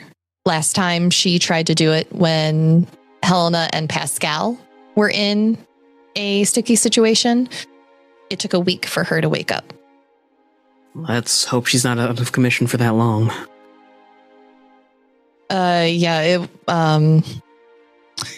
Amelie didn't take it well the first time, so she's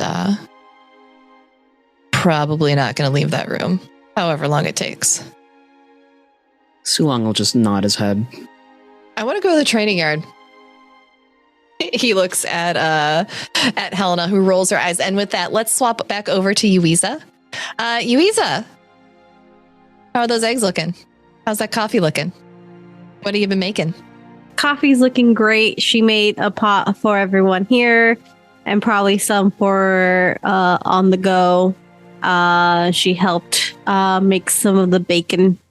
There's crispy, there's divorced dad crispy, and then there's chewy.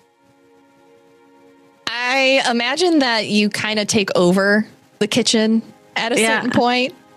Yeah, she's also doing it because she's trying not to think a lot about all the stuff that came to light last night for her. And like wait to kind of like, she's like lock it away for now. But she's like, taking over the kitchen. Yeah, everyone is more than happy to pitch in and follow your orders. Even Connie doesn't give you too much fuss when you direct her on what to do. Ivy's dad stays well out of everyone's way. Cooking, Ivy will tell you, is not his forte. And she usually chases him away from the stove should he try to cook. But he takes over keeping an eye on precious Stinky Boy, who was cautiously allowed into the house and so far has not made a stink of the place. You just don't scare him. You'll be fine. He's currently being slowly fed little carrot chips by Ivy's dad. But she makes sure everyone eats and is doing well. But I think after everyone's done eating and there's the cleaning up, she kind of tries to pull Ivy aside for a moment. Hi. What are you? Is everything okay? Did you need something? Yeah. I wanted to talk for a moment with you in private, if that's all right. Sure. Okay. Is there like a separate room we could go to, or I don't want your dad to get the wrong idea though. Like I'm just. Oh. No, no, it's fine. Right over this way. And she will pull you off. She pulls you into the pantry, which is actually rather sizable. But it's the nearest door other than the bathroom. Yeah. What's up? I just wanted to tell you that the others and I will be leaving soon. Oh. For how long? I don't know. Right. We need to find this fake Arabelle. Do you know where she went? We have some ideas. We're going to talk some more later on, but I need to go find her. She has something of mine. And I don't know how long I'll be away, and I don't know how dangerous it'll get. I just wanted to tell you, and I would feel bad if I made you wait for me, not knowing what would happen. Well, then everything's just going to have to be fine. You're going to go off and you're going to find whoever that person was, and you're going to take great care of precious Stinky Boy, and you are both going to come back, and I will have 2 sweaters knit for you both. Do you think he'll wear a sweater? I usually I would go along with things. I'm not saying that we have to be an official couple or anything. I like you, Yuiza, but I want you to come back. Okay? I like you too, Ivy. I do. I don't want you to think I don't. I will come back and I will write to you and keep you updated as much as I can. And then when we see each other again, we can talk about what's next. All right. Okay. But in the meantime, you take care of that precious Stinky Boy, okay? He is really cute. He is really cute. I will take care of him. I promise. And he will be back, and he will wear the sweater that you made him. We both will. All right. Well, I'm glad we have that settled. And she's going to lean in and give you a kiss. Just gonna kiss her back and give her a very tight, long hug. Just fun. Taking comfort. Mm-hmm. Right. I should help clean up, and I should start packing and make sure the others are all right. Don't worry, I'm sure the others can help clean up. Is there anything that you need to take with you? Do you need food? I wouldn't say no. If you have something I can take, I have plenty. You go talk to your friends. I will meet you in town with a package. Okay? Thank you. She'll give her another big hug and a kiss on the cheek, and we'll head off with precious Stinky Boy. Okay, you and precious Stinky Boy can head off to town. She will. If she doesn't find anyone in town, she will make her way to the temple and just kind of call out for her friends. She'll probably go to the kitchen first, assuming people might still be eating, and see if she finds anyone there. Yeah. When Yuiza arrives at the temple, we'll say that all of you have sat down and are in various stages of finishing breakfast for those of you who eat. What are you all up to as Yuiza arrives? I'll let you narrate that. Sulong is currently blowing Pascal's mind with 2 French toast slices of bread and then bacon, egg, cheese in the middle. Oh, dude, this is so good. Right? This is marketable. Fisscourth is sitting next to Rodressa, somehow again, eating her divorced dad bacon. Well, it was wonderful having breakfast with you all. I am going to go work on some paperwork. Oh, such a paperwork got burned in fire. This is temple business. Why don't you sit here and keep an eye on things? Make sure no one needs a coffee refill, maybe some more bacon. Certainly. Okay. Come on, Duval. Let's go see to that paperwork. And Roseressa and Duval head out. Arat and Sulong, if you would like to make insight checks, you are more than welcome to. 24. The bomb sandwich. You and Pascal you are so deep in conversation about that sandwich. Arat, Roseressa has the tight and slightly exasperated tone of someone who's had to deal with a over-enthusiastic new recruit. Knowing that, I will bit by bit make my way towards Fisscourth to not just leave her abandoned. Are you alright from last night? You seem tense. Oh no, I'm doing better. I just going over all of the things that happen, things that we know, and just sorting everything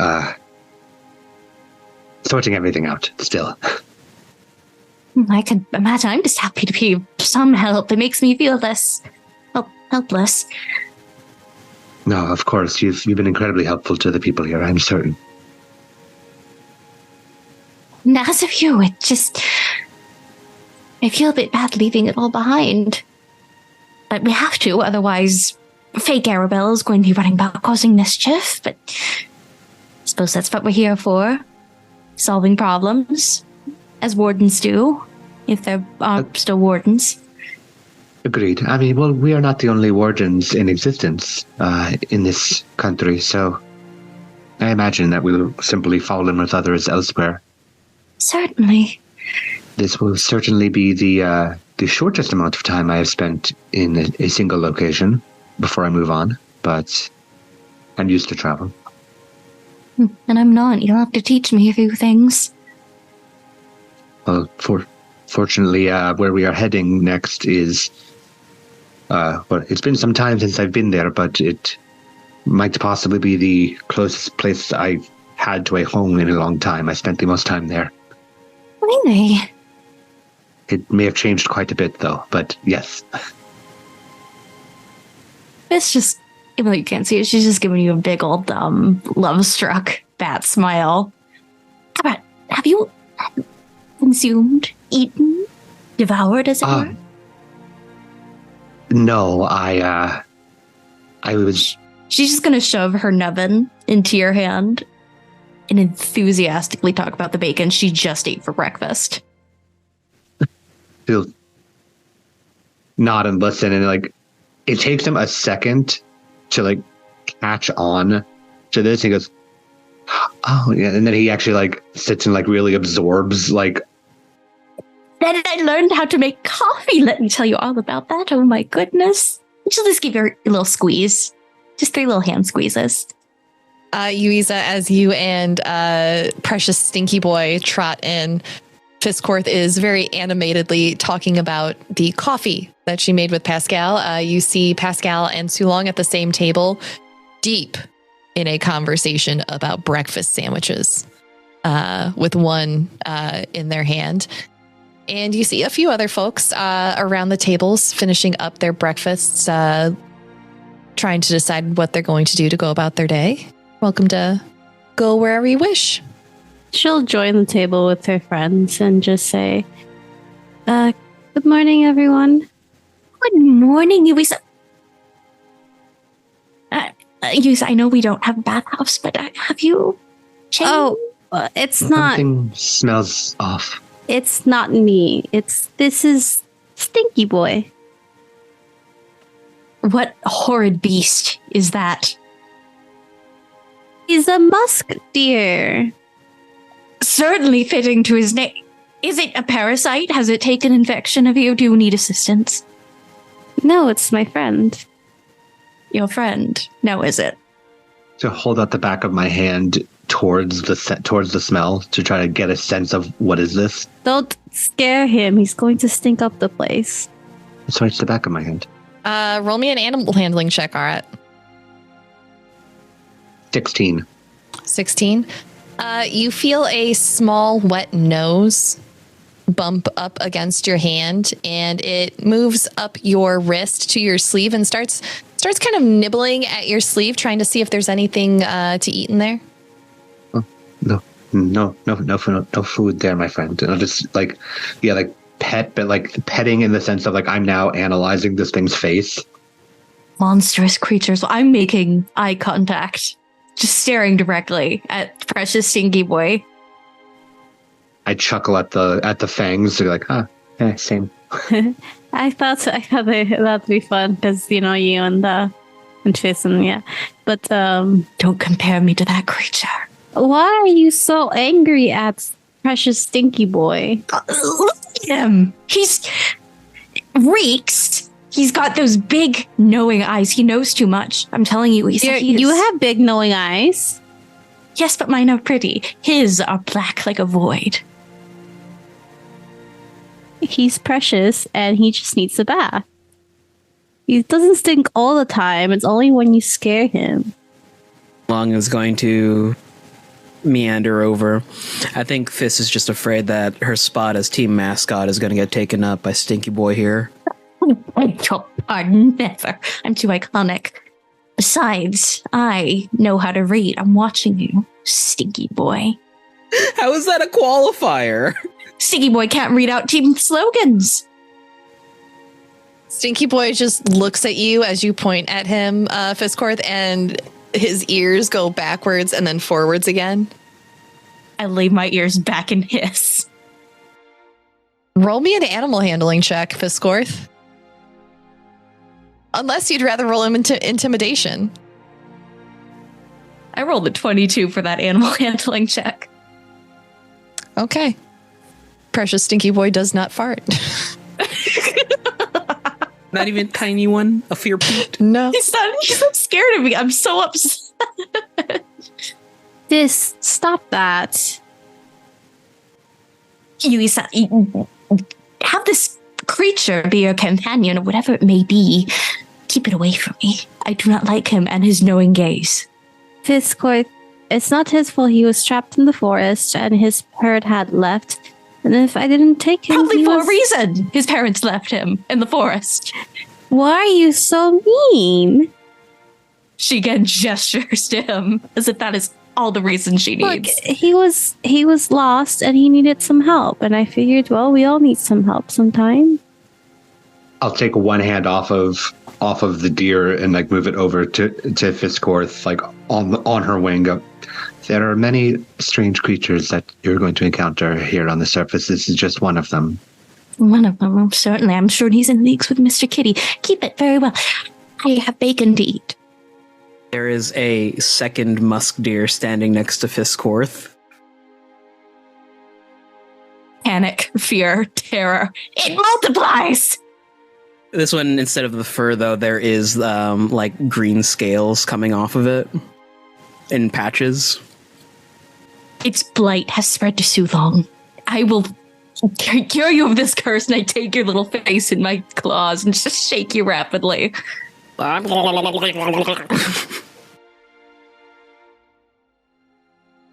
Wretched beast has already wormed its way into our hearts and minds. Oh my god, Fisscourth, eat your bacon.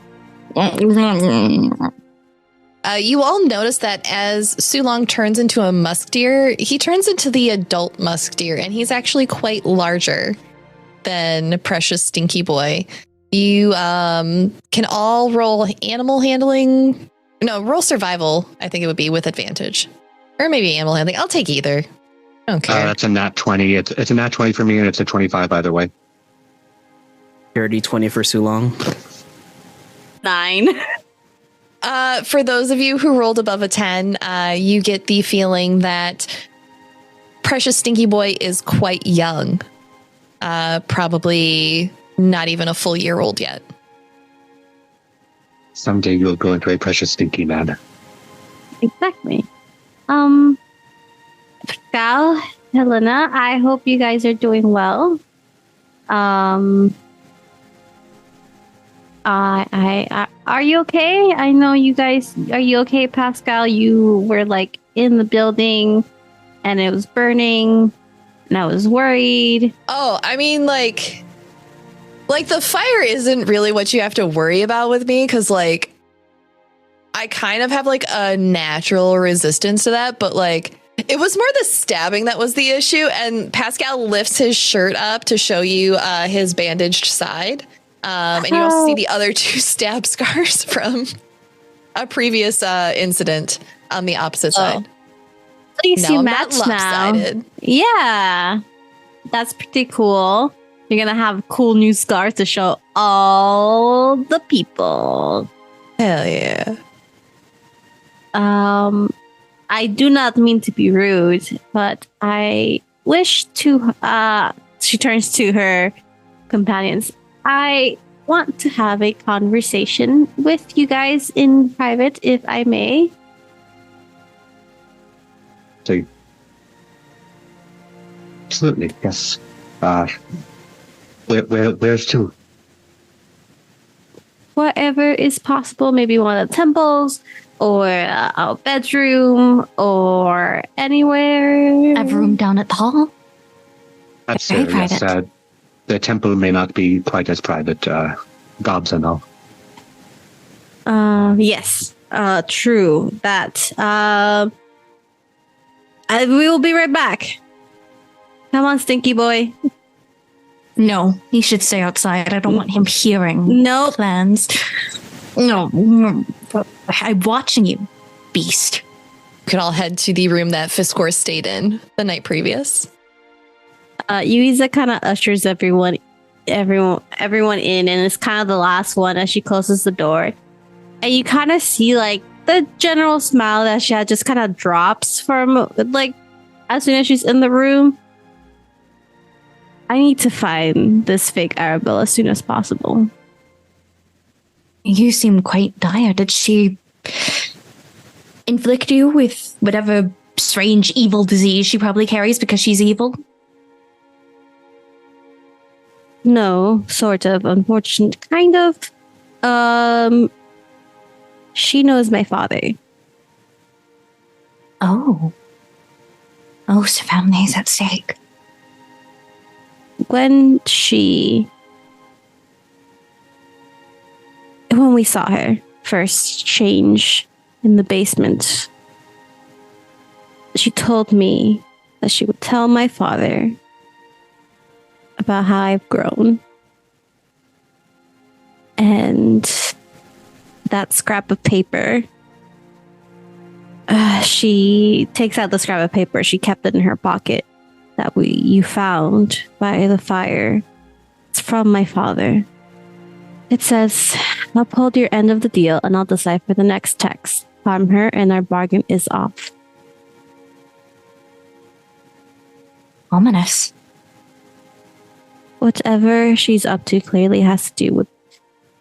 here in other Arabelle's journal, she talks about some texts, I believe, and some ruins. So it might have to do with that. But... apparently I was cursed to not care. And she has taken one of the people that is most important to me. My father was taken a while ago. And not only that, she cursed me, or her minions or whatever cursed me to not care. And for that, I will rip her heart out of her chest.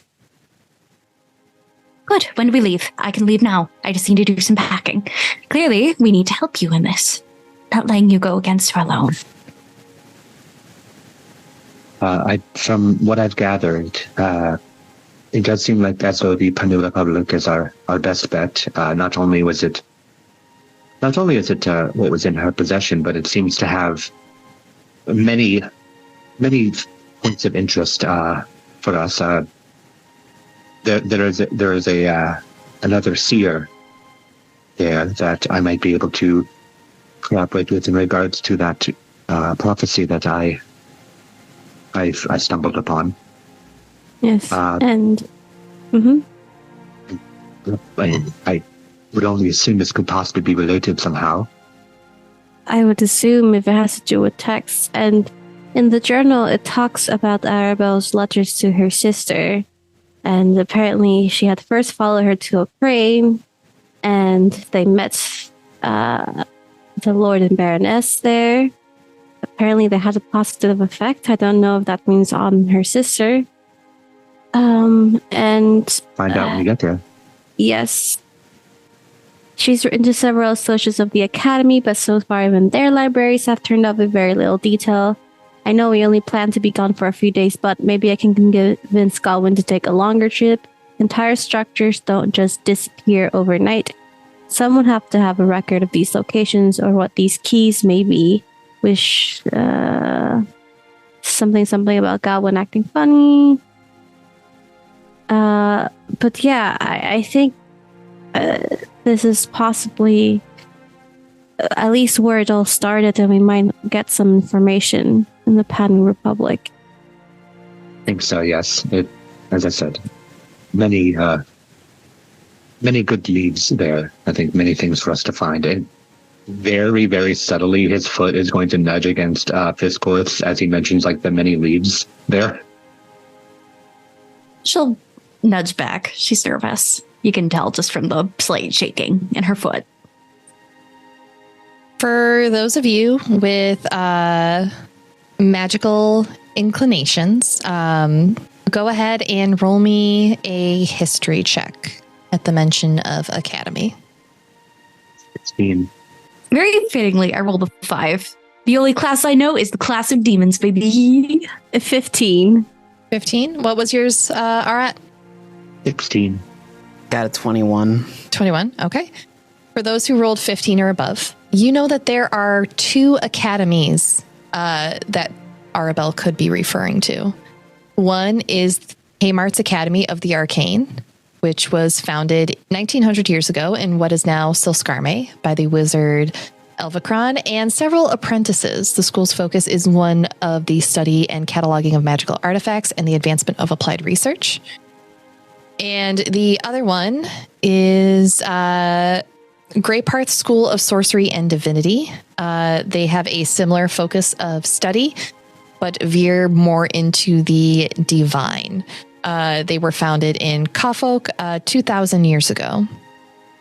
The camera pans over to 2 musk deer just sitting in the middle of the room. And the larger of the 2 opens their mouth, closes it, and then like the eyebrows kind of go down like, oh, right.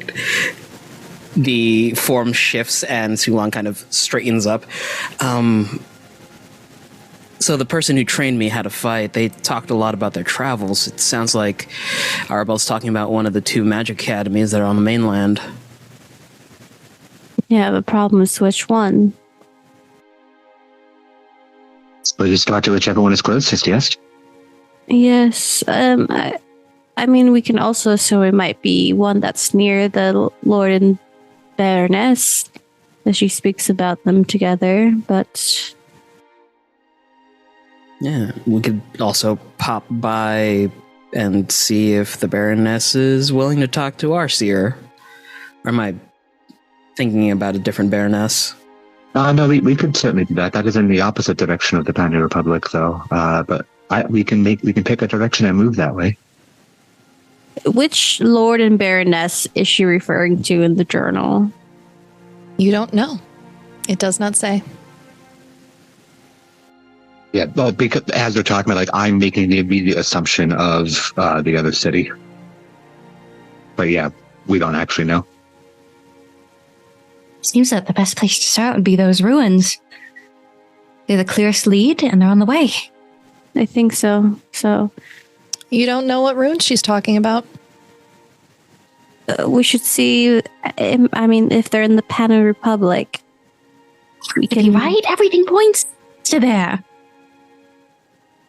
Possibly. We should probably talk to Toby, see if he has heard of anything of like runes disappearing or anything like that. Anything similar. Maybe he knew where Arabelle was going before she left. Or even where she was before. Exactly. So maybe we can ask before we leave, yeah? Nice. Okay. Thank you for your help. I know we were going to do this anyway, but thank you. This will stretch out her full wingspan just to encompass everyone, including Sulong in his cursed form. No, Sulong is normal again. Oh, thank God, because like Fisscourth was going to do it very begrudgingly because she loves you, but she just takes everyone her wings. We are going to get through this, and we are going to put that rotten harlot into the ground. There is a musk deer face pressed against yours now, just eyes looking dead into yours. Sulong, you test the limits of my grace truly every day.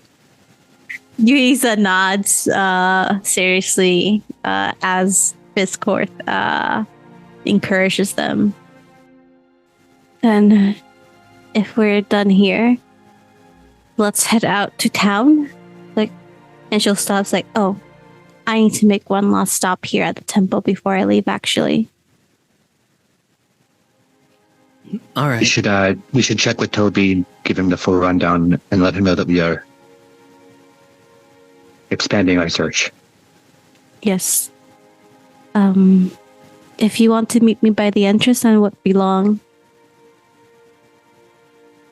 Right. I've got a couple of things to take care of before we go, but I can make it quick.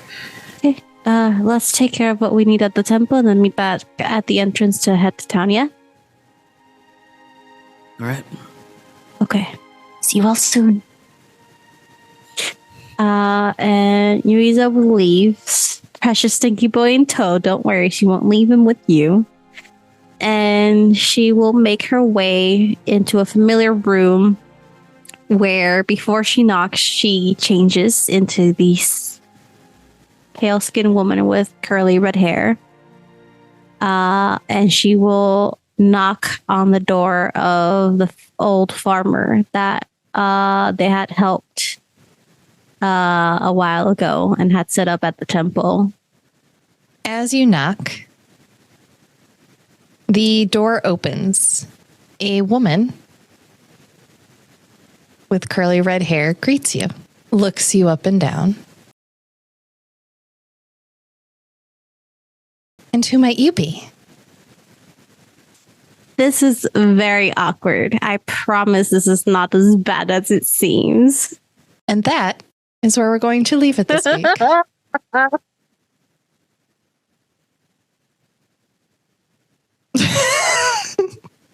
Go ahead and yell, Abby. Get it out of your system. Growling, barking, ripping off the bars of my enclosure. I am coming to your location, sir. I am rapidly approaching. The missile does not know where it's going. Thank you, everyone, for joining us this week. We will be back next week to see how Yuiza talks her way out of this one. We are going to go around and say our goodbyes. Y'all go ahead and kick off. Thank you to all our patrons and Twitch subscribers for your continued support. This show is made possible by listeners like you. Fisscourth was played by Abby. Arat was played by Zachary Vaudo. Yuiza was played by Alessa Vamp. Sulong was played by RJ. And your GM this evening was Sara Roberts. Luck and Chaos is recorded live on Thursday nights. If you'd like to join us for a live recording, check out hypegoblin.com/events for the full live schedule. Links to cast social media, third-party supplements used in the game, affiliate links, and the show's Patreon are available in the episode description. A Twist of Fate, Luck and Chaos theme by Sneakernet is available now on Bandcamp. Don't forget to like and review this episode on your platform of choice, and we'll see you all in the next one.